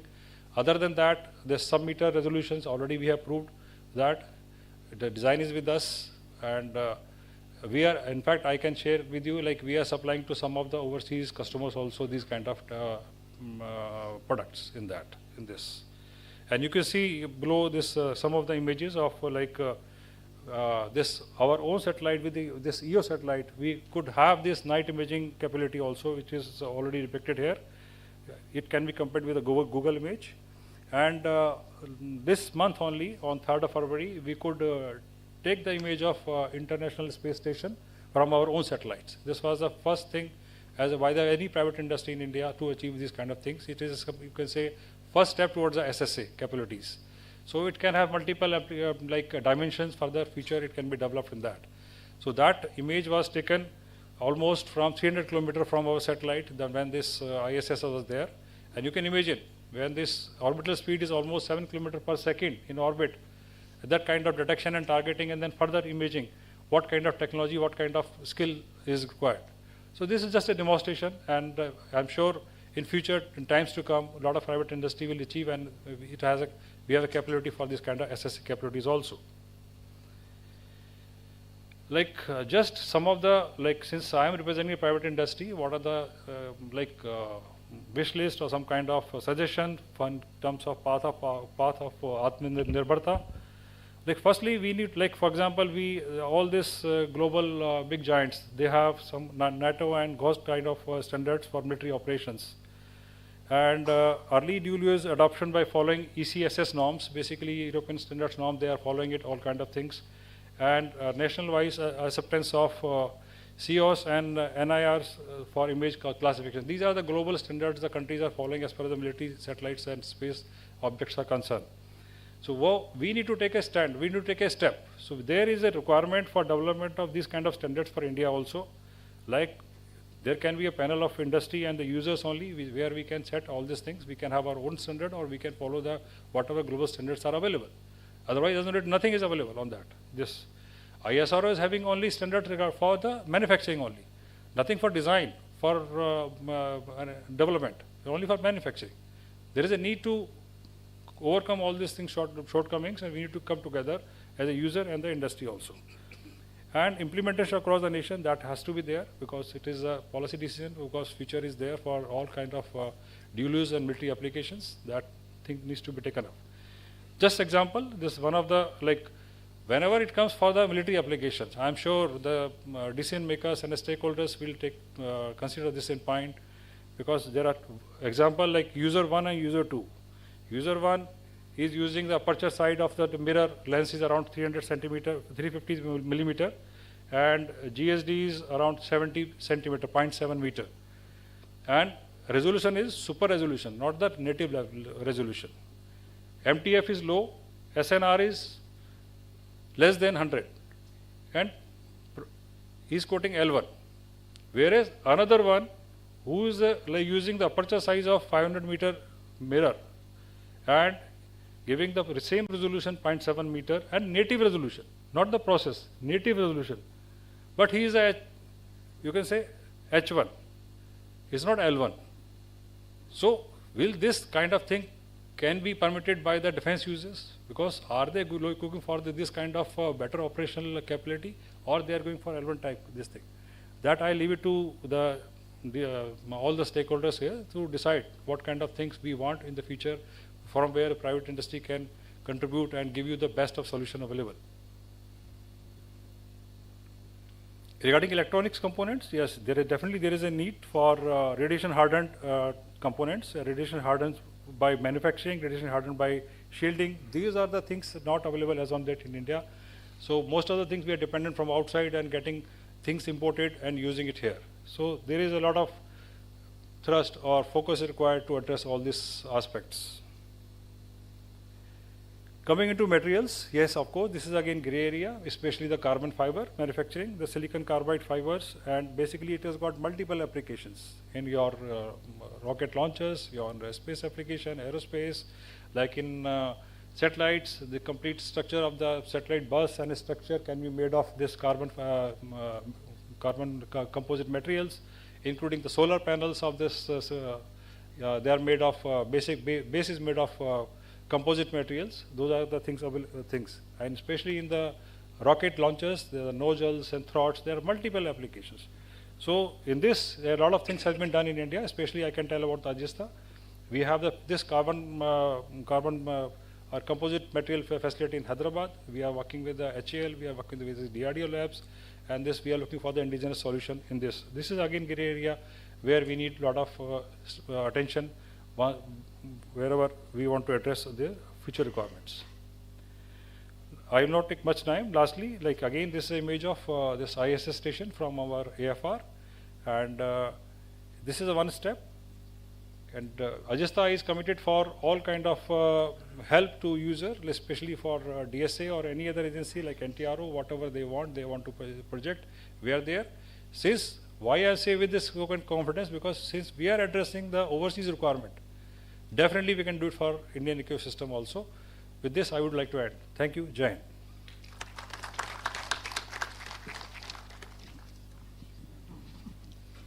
Well, thank you, gentlemen, all three of you, for those insights. The entire aim of a forum like BDTS is to provide that opportunity for people from all walks of life, all relevant walks of life, stakeholders, and those interested in this domain to know what each other can do, to get to know what each other has limitations about, so that we can build that or bridge that gap appropriately well. Towards that, I'm certain there could be some questions that people in the audience would have for any of that, and if somebody could get through with that. Otherwise, maybe I have two questions that maybe two of them would like to possibly take on. Please go ahead.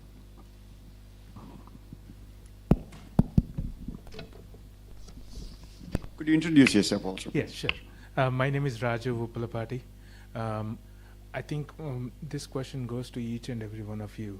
What are one or two things that keep you awake in the night, especially in regards to the space technology and where India is right now? I'm sorry, could you just say the initial portion Sorry. again, please? What are one or two things that keep you awake in the night, especially in regards to where India is right now, and what would be the major issues that might come up? Thank Manu, you. I think that would be fair for you to answer directly. But before Manu says that, I think maybe that could be answered simply in one word, space. But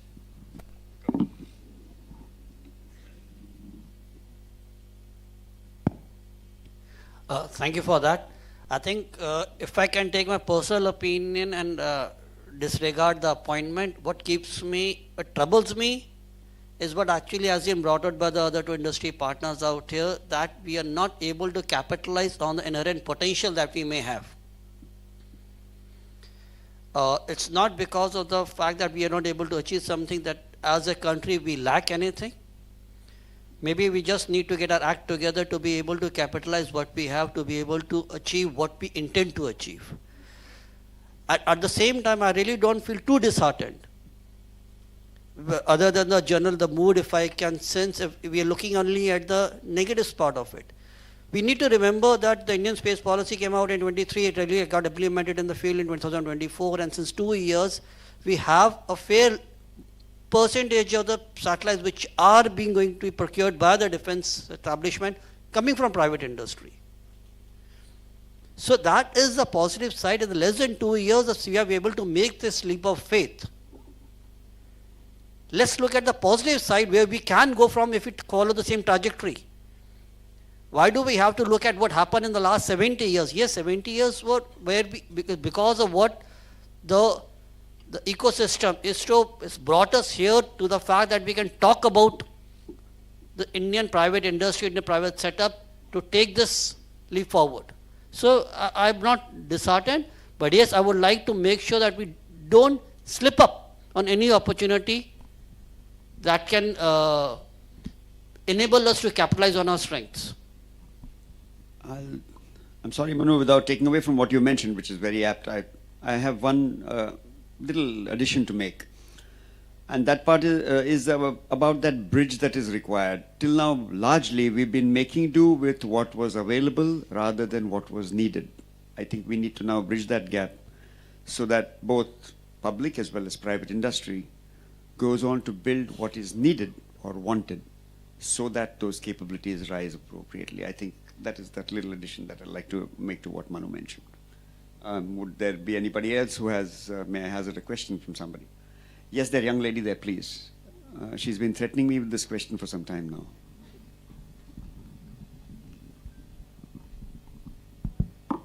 Hi, I'm Aditya Sharma. I'm actually a lawyer. I work with a lot of defense tech companies.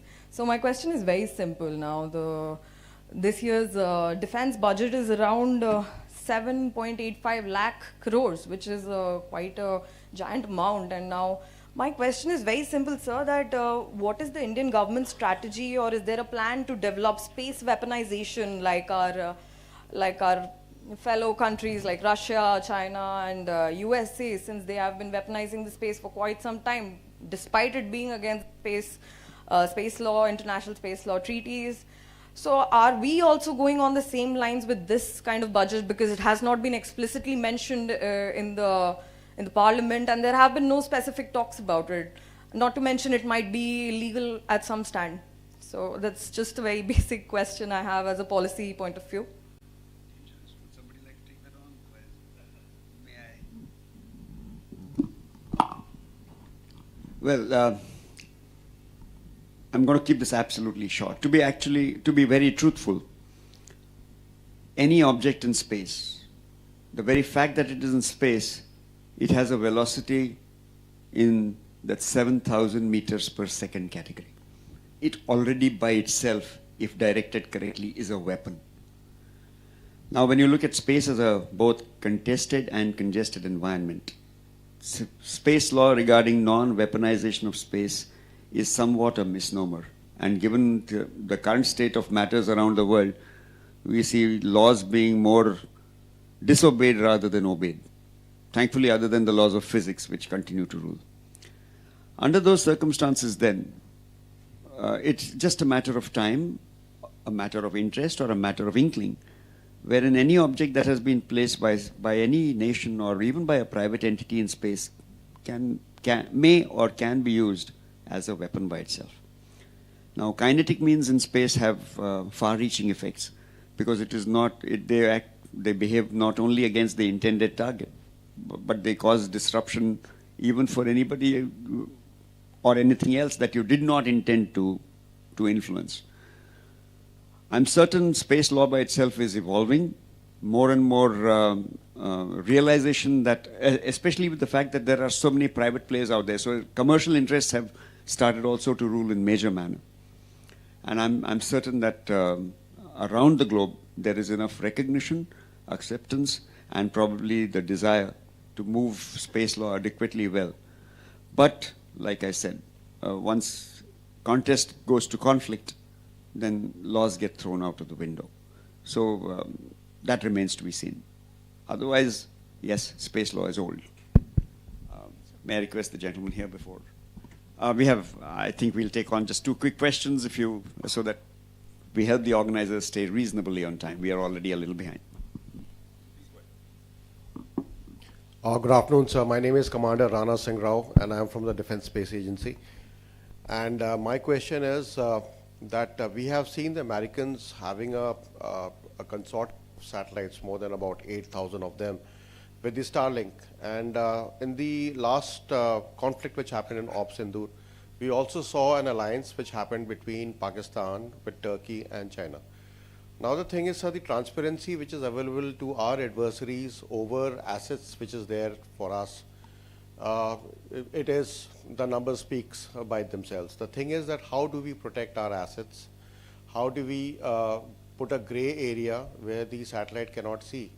Because we are all now linked with the revisit time, but with some 8,000 satellites in space, with the revisit time which is available to them, some less than 20 minutes, how do we protect our assets? How do we cover our assets so that it is not available, the transparency is not available to the adversary? Thank you, sir.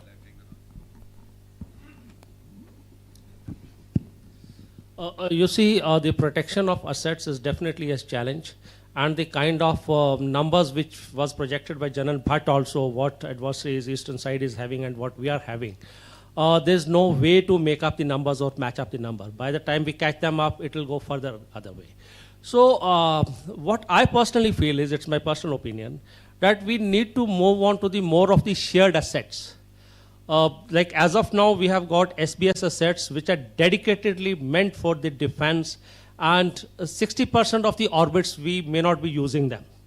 We may not be using them, and we are using them only for the 40% of the orbits. And they are known that these are the defense objects. Whereas if we have some kind of, like the G20 satellite is one such initiative. Similarly, we can have SARC satellites. In any case, all these satellites are dual usage. So the moment we have the multiple users and they are not meant for defense, there's an element that the inbuilt safety will come up. I'm sorry, and to add to what you mentioned, I'll just take two sentences. Firstly, while it was possible, the number of satellites was limited, to monitor satellite overflight times and then so time out your activities suitably on ground. I guess we'll have to resort to cross-domain technology mapping and management to be able to do that now when such timings or such opportunities will continue to shrink. So you'll possibly have to use cross-domain technologies, whether it is camouflage and concealment, whether it is, or deception by any means, in order to achieve some of those aims. But yes, it's a growing challenge. I'm sorry, may I take a last question from here so that we still try and keep on time? Morning, sir. I'm Colonel Abhishek. My question is more on policy based. As we understand that our country, the R&D is still in a very, I'll say it's not as developed or matured as in our the Western counterparts. And our policy with respect to the private players also restricts us to, empower them.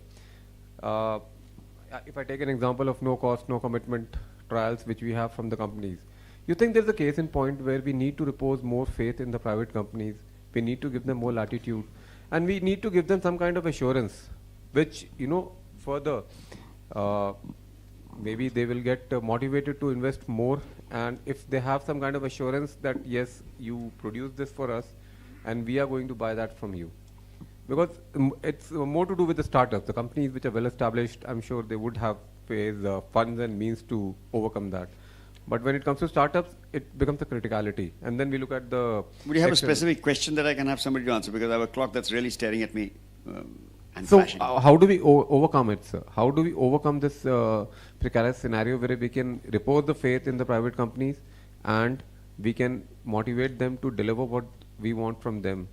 We have to have some kind of guarantee to them, sir. To be just very succinct on that one, I guess if there is more cohesion between what defense forces or what national defense needs with what industry is able to provide, I think that confluence will help shape this much easier. Space is, firstly, it's rocket science. Secondly, it's low volumes, and thirdly, it's very expensive. When you want, then one would rather aim that both public and private enterprise looks at what would be providing practical, usable capability enhancement. And so the success rate, in my opinion, would be somewhat larger. That's my personal impression. And maybe we could discuss this in open forum a little later. Thank you. Since hello. I took it away from you, I'll take that question, please.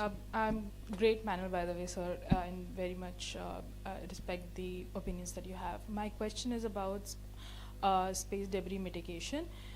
Having worked in the domain, I realized that there isn't any specific policy, or there is a lot of work that is going on, but we are not actively deorbiting any debris that is there, given that there are ranges from 1 millimeters to a few centimeters in sizes. Now that we have much more increased traffic in the LEO, given its commercialization, and now that space has become much more accessible, that universities are also launching their 1U to 6U satellites. I wanted to know your opinion on how immediate the threat is, and given in the space industry, Indian space industry to be very specific, like how are we working towards in terms of policy design, because debris is a problem at large for everybody, not just the Indian space industry. Just so as to try and keep some timing, unless somebody wants to really hazard an answer on that one, I'll take.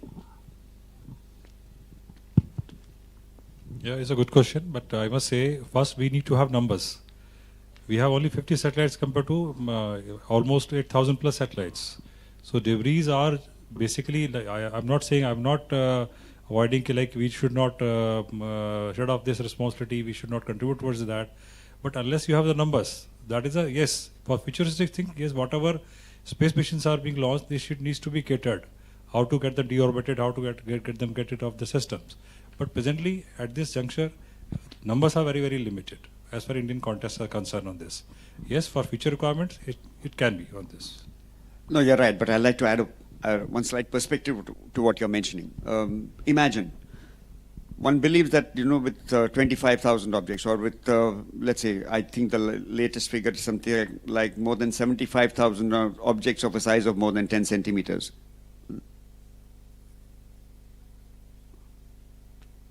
Yes, go ahead. I mean, but it's the volume is around like 1 million. No, I'm talking about a size of greater than 10 centimeters. Okay. Because you see, it's also about observation as to what we can see and mitigate. But even then, when you look at the entire volume of what is being talked about, even if you just consider low Earth orbit of 500 kilometers and below, frankly, it is about throwing one orange from that side of the room to this end, and somebody else throwing an apple from the other side of the room to the other, and hoping that they don't meet. In most cases, they will not meet. But the fact also remains that even a 1 gram object traveling at 7 kilometers per second has fair kinetic energy to be able to do reasonable damage. But you can't spot it. It is an ongoing challenge. It is an increasing challenge. And I guess SSA, like was mentioned, would help us. SSA, in fact, moving on to SDA, as Space Domain Awareness, will probably be the need of the hour as we proliferate it more and more. As about deorbiting, yes, most major satellites which still have fuel left can be deorbited. But debris that results from, junk, rocket remains, or, covers, or such, those invariably fall down to Earth in due course of time, and monitoring them to keep away from them, I guess, is the only way to go. So, but thank you. Thank you, ladies and gentlemen. I'm sorry, we're now really beyond time, and Sandy is standing here, and the next he would be standing on my head, so I'll stop. Thank you so much, sir. And before we move on, let's do the Rasma Adaigi. And for that, I would like to request Air Marshal Dharkar to please felicitate all the panelists. Ladies and gentlemen, you can put your hands together and show us some respect. Thank you so much.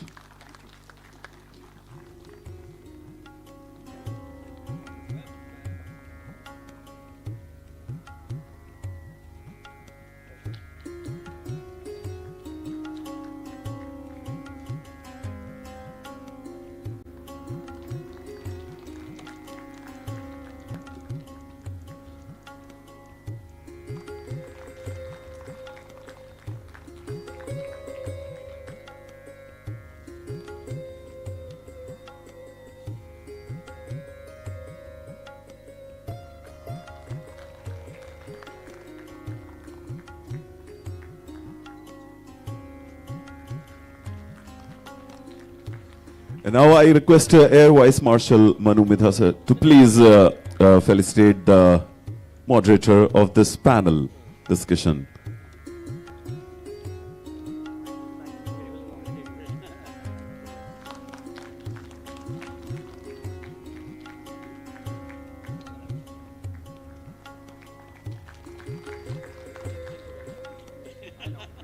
Thank you, Air Marshal Dharkar and the panelists, for this wonderful session. Was it good? Thank you so much. We are getting even more insightful sessions upcoming now.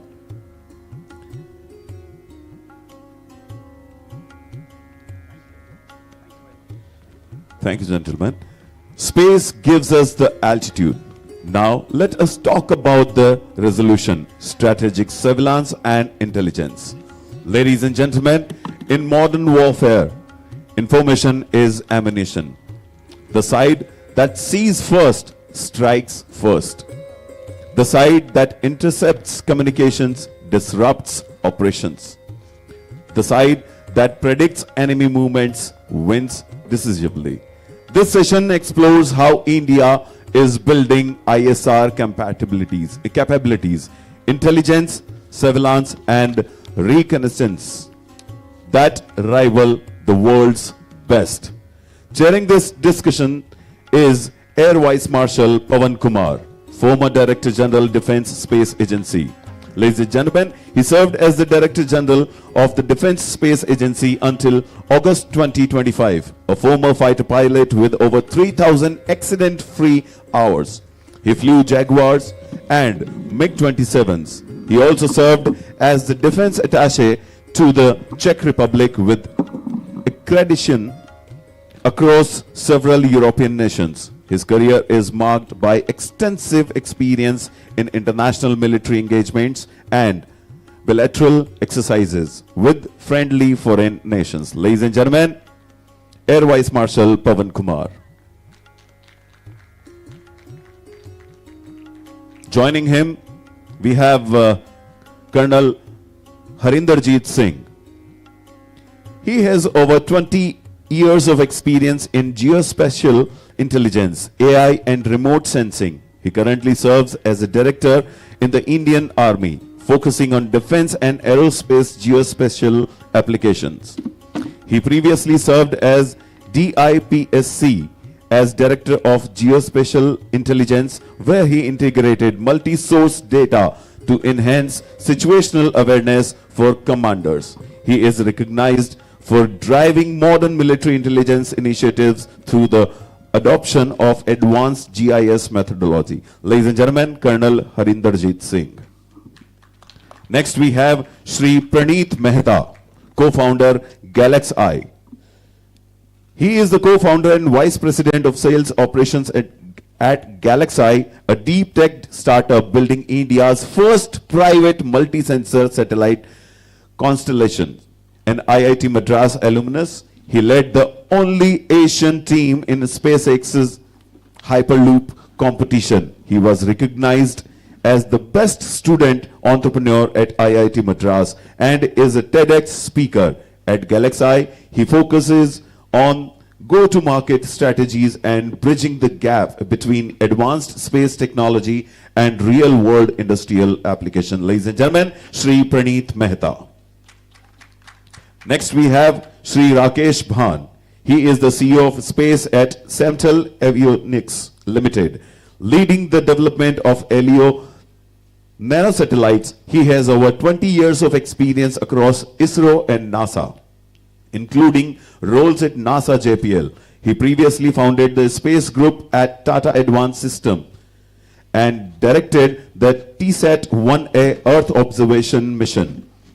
A recipient of ISRO awards, he holds 3 patents and has 35 publications in the field of SAR payloads and satellites system engineering. Ladies and gentlemen, we have Shri Rakesh Bhan. And last but not the least, we have Shri Karan Sajnani. He is the founder and CEO of Rudra, specializing in electronic warfare and cyber physical systems. His expertise includes signals intelligence, passive radar, and critical infrastructure defense. He is a NIST accredited researcher who has secured over 3,000 power plants globally. Sajnani focuses on building RF systems for spectrum dominance and detection, addressing vulnerabilities in satellites, ships, and national power grids. Ladies and gentlemen, panelists, reveal how intelligence becomes operational dominance. Over to you.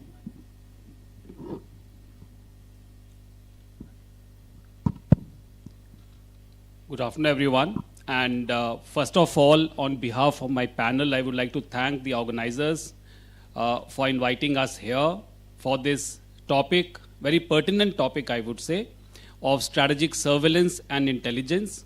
Although it's a different issue, that thanks to General Butt, toward the end of his slides, a couple of them was pointing exactly to what we intend to cover.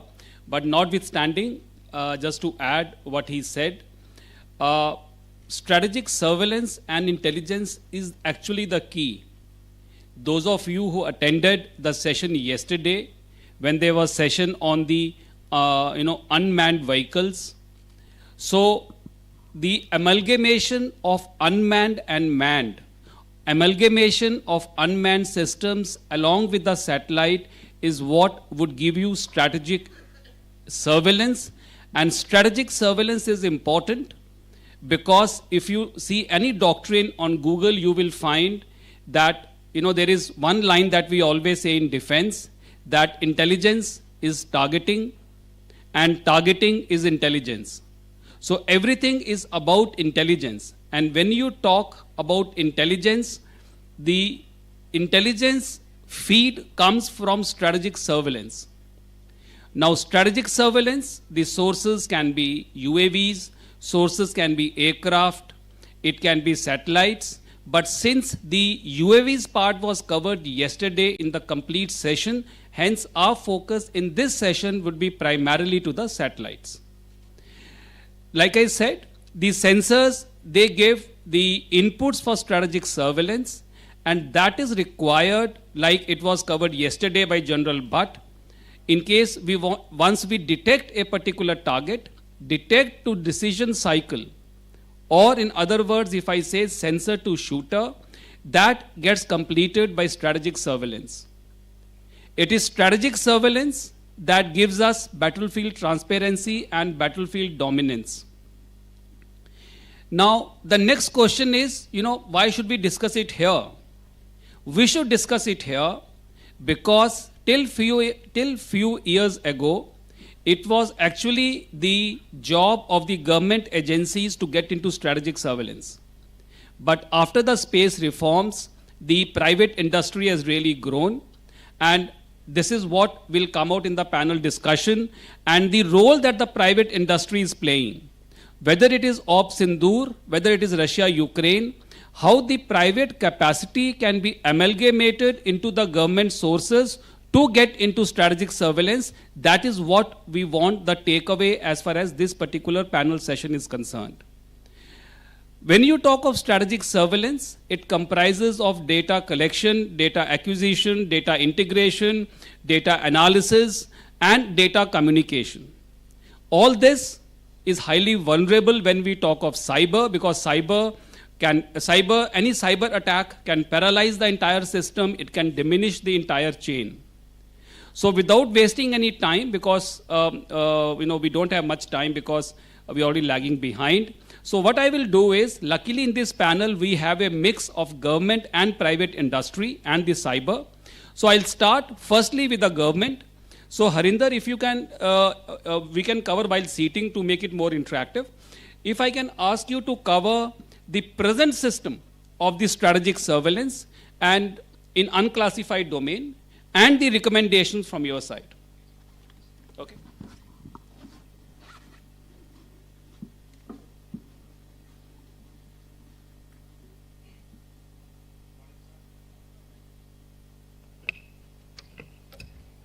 Good afternoon, am I audible? Thank you. So, when we talk about data acquisition, first, before acquiring any data, we have to be very clear what we are looking for acquiring. If it is just for target detection, then it's a different ball game. Otherwise, the weather part plays a very important part. 6 to 8 months in a year, the weather is bad in Indian conditions and neighboring countries because of the rains, water particles in the air, dew. So one has to be very clear what he is looking for. That converts it into the what type of sensor we are going to use, whether it's EO sensor, SAR sensor, hyperspectral, though it's at a nascent stage still, that also plays an important part. And nowadays, after Op Sindhur, a lot of emphasis is going into the use of UAV imagery and drones. So one has to be very clear what he is looking for. So once that part is clear, what you are looking for, and the selection of sensor you have done, then what comes is how you are going to acquire. As of now, the EO satellites, we have got a resolution of about, say, 0.6 meters to 0.8 meters. Here we lay a lot of emphasis on the spatial resolution. Everyone has been speaking about the spatial resolution. Spatial resolution, as everyone is aware, it is the ability to distinguish between two particles, two objects, and to see them differently. Lot of emphasis is on the spatial resolution. No one talks about the radiometric resolution of it. So you may have Indian satellites, Kato series, better in spatial resolution, but the Israeli satellites, being poorer in spatial resolution, will give you a better result. This I am talking as an image analyst because of the better spatial resolution. So one has to be very clear that it has to be a combination of spatial resolution plus radiometric resolution, and weather plays an important part that I have already mentioned. So once you are clear on what you are looking for, so one goes for the sensor selection.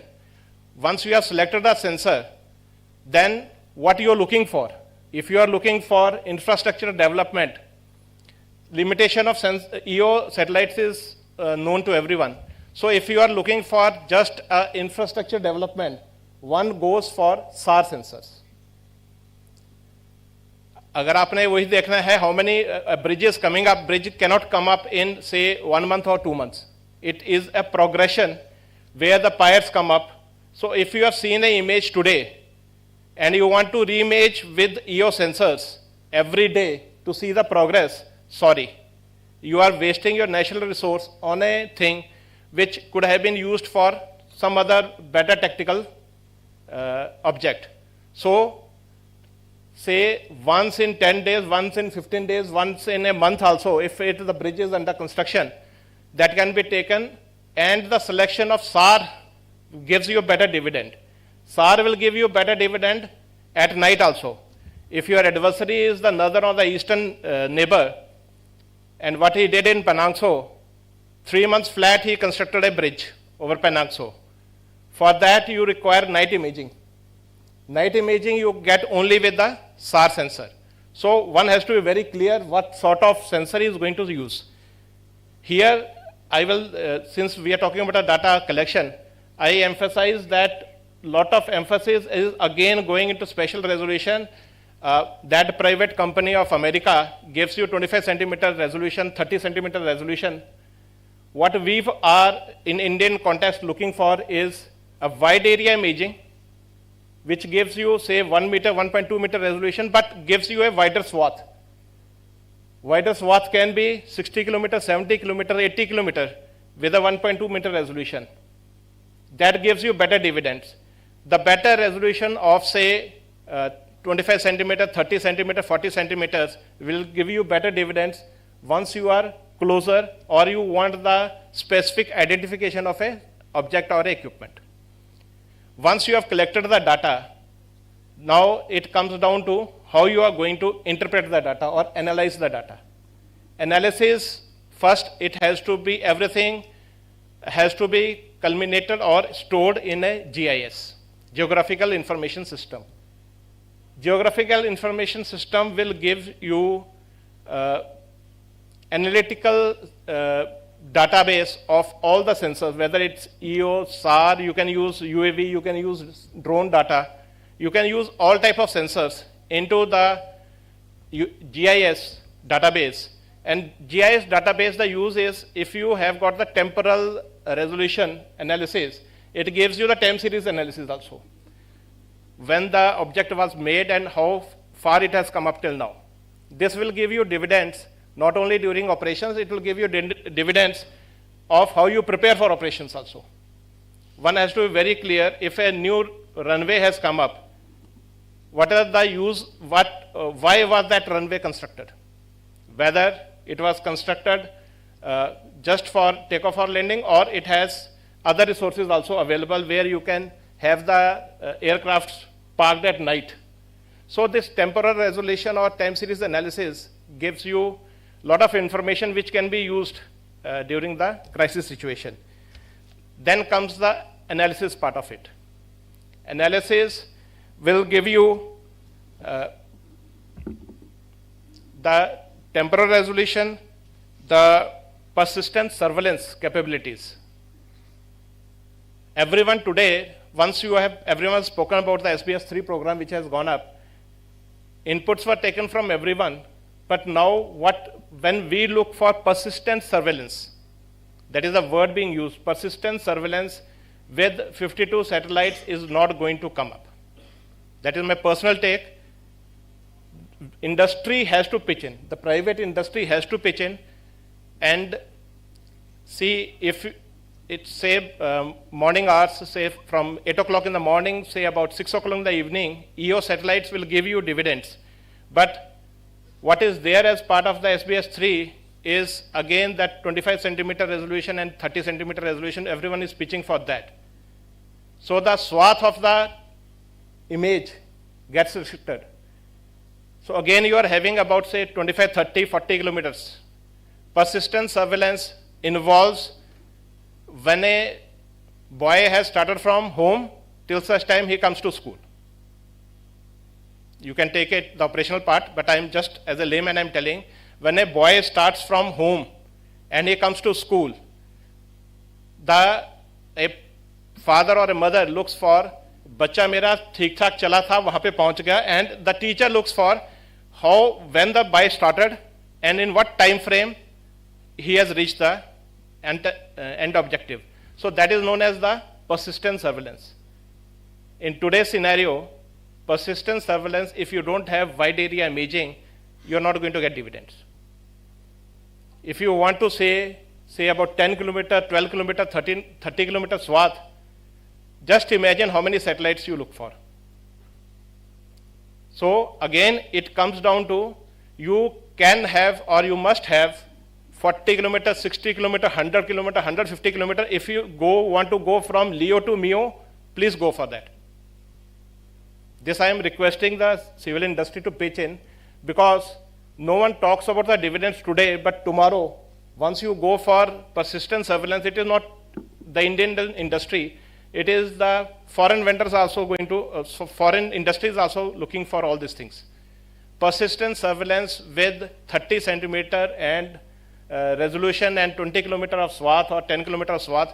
The best in the series today, what you call Maxar or Ventor today, gives you a swath of about 5 to 10 kilometers. How much money the government has, how much money the Indian Defence Forces have to ask for the data, and how much capability they have to give you the data is $1 million question. So one has to go for wide area imaging. Resolution may be 1.2 meters, cannot be 4 meters, because you are looking for enemy army targets, army equipment. Army equipment, if you are looking for 4 meter or 5 meter resolution, sorry, you are not going to get 90% of the equipment of the enemy defense forces. So once 1 to 1.5 meter resolution is good enough, one must go for say 100 kilometer, 150, 80 kilometer. So that is the need of the hour. Then comes the analysis. Most important part is the PSDA and the CEP. If you want to go for post-operational analysis or you want to go for temporal analysis, the most important is again the CEP. CEP you get by better resolution, and what I was talking the other day is how good is your base layer. If your base layer is 1 meter off, 1.5 meter off, 2 meters off, it is not going to pay you dividends. One has to be, anyone knows why we call this cartosat series of satellites? What is cartography? The main intention was to go for cartography so that you can get the best of the base layer. But because of inherent constraints and the economic power that we have, we had to convert that from cartography missions to imaging missions. So once all this thing has been done, you have got a good base layer, one can go for the dissemination part. As of today, we are disseminating through the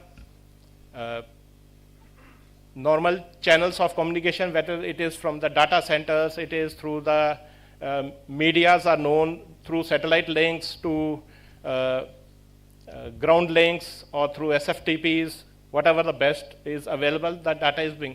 Now, what comes is whether it is through the satellite link or through the SFTPs or the ground layers, two parts which are important is, one is the speed of it and the protection of it. I think the protection will be taken up, but what is important is the speed. If you are going to image the target at say 11 o'clock in the morning, and the guy sitting at say Leh gets that data at about 6 o'clock in the evening, there is no use of it. So it has to be transmitted in the fastest possible way with the best of the cyber security in place. Thank you. Thank you, Harinder, for bringing out the issues. I think three key takeaways from his talk. Firstly, is importance of SAR because of imaging 24/7 and through weather. Second is importance of AI, and in AI the importance of predictive analysis. And last takeaway is integration of capabilities of the government and the private industry so that it's a potent ecosystem. Now, coming to the private industry, and we have industries which are sitting here, which are doing the first in the world. So we start with Galaxy. Galaxy is launching its first optosar satellite, and first in the world as far as fusion is concerned, like this was covered this morning. So I would request Pranit to just cover how this capability, to briefly cover about the capability and how this fits into the strategic surveillance. Thank you, sir. And at the outset, thank you to the organizers for having us here. So quickly about us. We're a 5-year-old startup, not not ex-defense, not ex-space, yet solving the problem of overlap, right? So started with 5 of us from IIT Madras. Today we are a 100-member team based in Bangalore, building our own satellite. Why are we doing this, right? Let me give you a very classic example. All of us today use, the Olas and Ubers of the world, where we book a cab, you have it at your doorstep, and you go where you want to go, right? It is so convenient, but imagine a situation where you wanted to book a cab, and the app told you, sorry, it is cloudy, we cannot book a cab for you. Imagine you wanted to order food, and the app said, the weather is not favorable, we cannot deliver food to you. That is how the imagery intelligence works today, right? Because we rely mostly on optical satellites, we are often heard back with an excuse that because of these weather conditions, we are unavailable to get the data that we want, right? But GPS, having achieved its accuracies, its persistence, its commoditization, we are here where we are. That is the problem that we are precisely solving, right? We are, basically we synchronize an optical payload and a SAR payload on the same platform so that you have the availability of SAR and the intuitiveness of an optical image captured at the same time. Right. So that's purely our competency and what we like to call an OptoSAR satellite. So this is the world's first such satellite globally. And when I say globally, I stress again on the fact that it's not just in the civil domain, but across. This is something that we validated well in depth. This becomes important because a lot of the capabilities, a lot of the requirements that we're dealing with, like Sir was mentioning earlier in his talk as well, most of the requirements, most of the conflicts happen during nighttime, low light conditions, and those are moments where you want to capture. Right? You don't want an image when it is 11 a.m. in the morning, you have a clear sky, but all the activities happened the previous night. You don't want an image 3 days later where cloud has happened, activities have occurred, damage has been incurred, and now you're only doing BDA. That is the kind of capability that we require. So when we are launching this satellite, today, after over 5 years of R&D, we have demonstrated this whole IP of ours across altitudes, and our satellite is in its final stage. We've completed all testing, and we are going to be launching it in less than 2 months from now.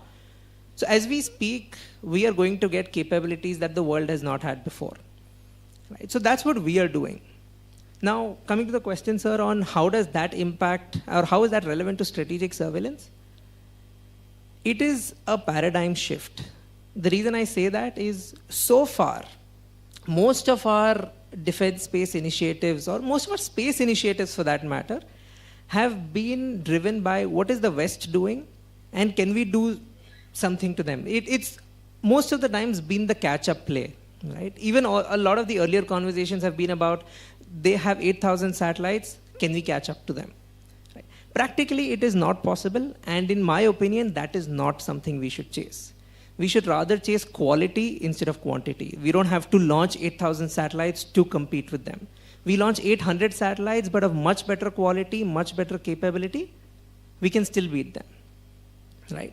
So this OptoSAR is particularly important for us because of the cloud cover we face, because of the various conflicts in the past, including the recent ones, proving that you have cloudy weather during the conflict days and nights. These are the kind of requirements that we deal with today. And data doesn't solve the problem by itself, right? So when we say the relevance, you cannot expect that data comes in and solves all your problem. Right? And hence, we are also building AI layers on top of it, where we are able to regenerate optical image from SAR images. So we're building our own generative AI models. We are also building capabilities for object detection on SAR, which utilize assets, more than a few 100 crores of assets that are flying up in space today, not getting utilized. So we're building AI capabilities that enable utilization of those, and essentially deliver the value that a user requires. We don't have to launch satellites just for the sake of it, just to increase the numbers and eventually not see them working. You'd rather want good quality satellites with intelligence capabilities that can derive information out of that data set and that delivering the end value. So unless we're all together, right, and when I say together, I mean the forces and the private sector such as ours, together chasing that goal, where the goal is not to have a large constellation. The goal is not to launch in 3 months with whatever minimal capability. The goal is to have the best in quality, and that has to reflect in our procurement processes, that has to reflect in how the QRs get drafted, that has to reflect in the capabilities that we expect. And that is an amalgamation of how we will achieve the best in the world capabilities and not say that, oh, we're catching up with these countries. I think that is some conversational change that all of us need to bring in. And at Galaxy, we're doing our part in building global first capabilities. So essentially summing up this very brief conversation, right? You have optical, you have SAR, each of them have their pros and cons, and it's beyond time that we start building what we need for us. So that's what we are building, OptoSAR satellites, launching soon, and our goal is to put up our own constellation that can deliver images every 3 hours, coupled with our own analytics and AI models that are built fully in-house. All of these owned, operated, built in India, and that's what we are here to offer. Happy to discuss more. Thank you so much, Pranit. Key takeaways. I think very relevant, he said quality over quantity. That is number one. And this capability, like he says, 2 months down the line, the satellite is being launched. And once the data is successful, I think this would be a game changer as far as the entire globe is concerned. So, sir, I would say, if ISPA can also, push this, that actually the constellations like these, we need to get into our system. I think we need to, we need to hold hand, and we need to buy the entire constellation. Probably he's saying 10 and revisit of 3 hours. If it was 50, the revisit can be that much lesser. And we, make a conglomerate of this and the present system that you mentioned, 52 satellites. I think this will be a huge capability as far as the country is concerned. Second key takeaway is AI on SAR. I think that is another thing. Right now, most of the companies in the entire globe are working on AI on EO, but if they are working on AI on SAR, and once again that model is successful, this will be a huge capability, as well as the third takeaway of converting SAR to near EO. So I think it's a great capability that we are building up. So thanks to you, Pranit, for bringing out all this. And now we move on to communication domain. That is SAMTEL, and we have Rakesh with us. What they are doing is also first in India. They are making a combination of IoT and TMTC. This will be first of its kind in India, which once again would be a game changer. So without stealing the thunder, if I can request you to just cover the brief.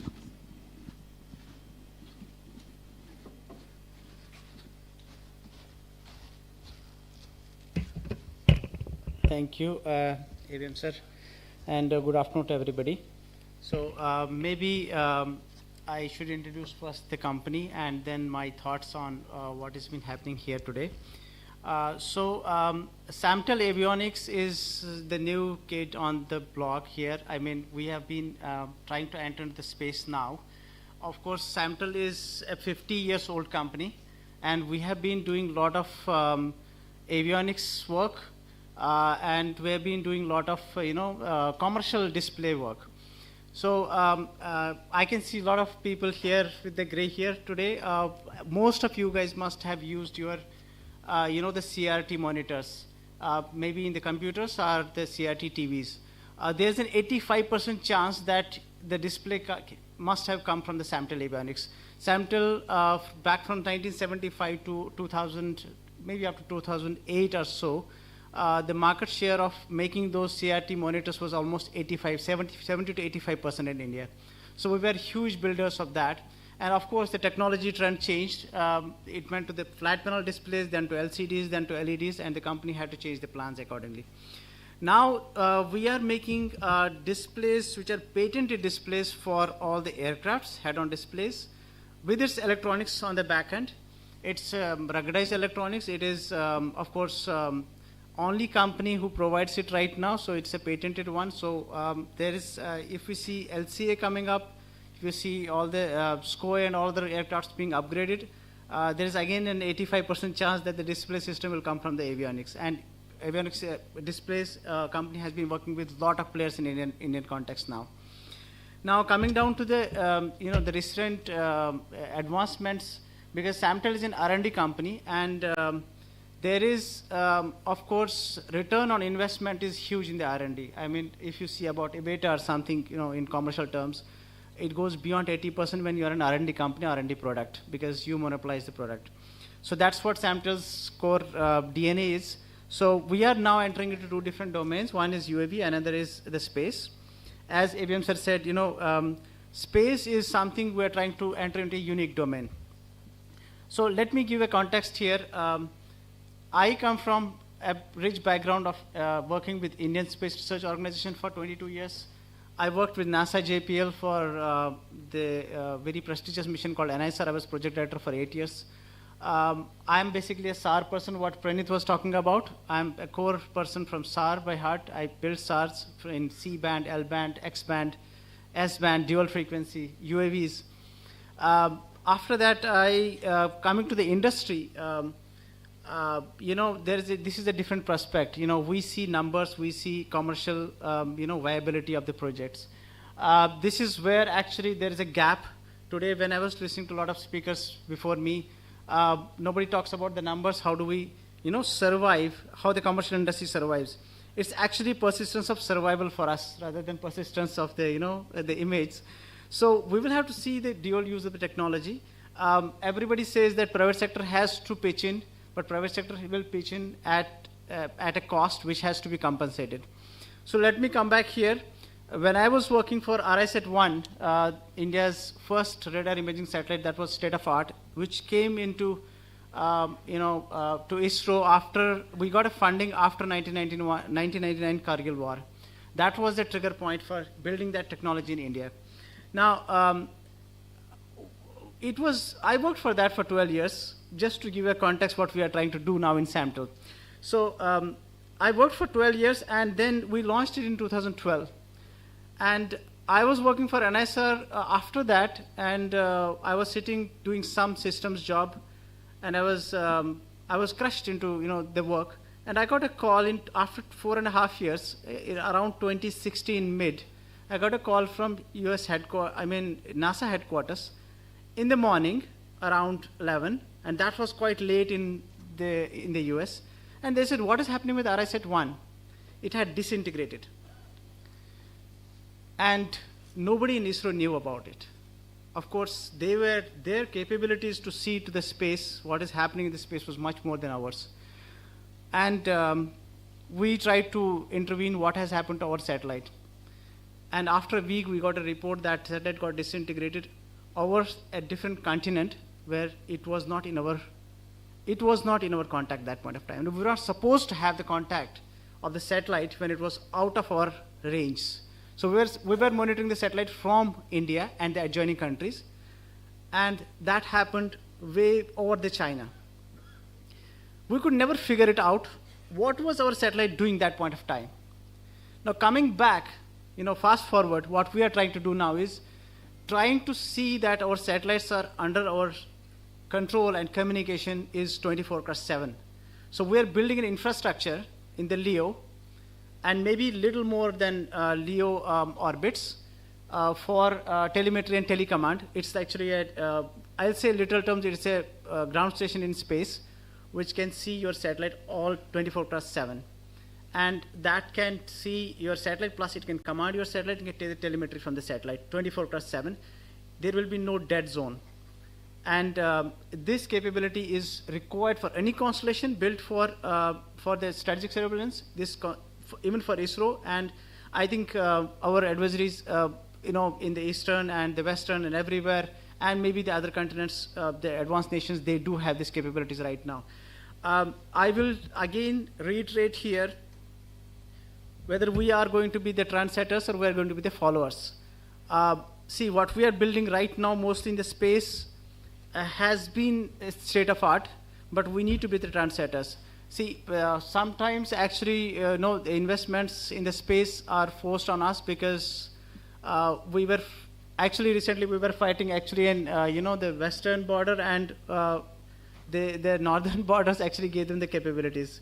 So we can't just see that one enemy who doesn't have the capability as of ours, but the other enemy will actually pitch in and provide those capabilities to the and they will jointly fight us. So we can't be just waiting and following the trend.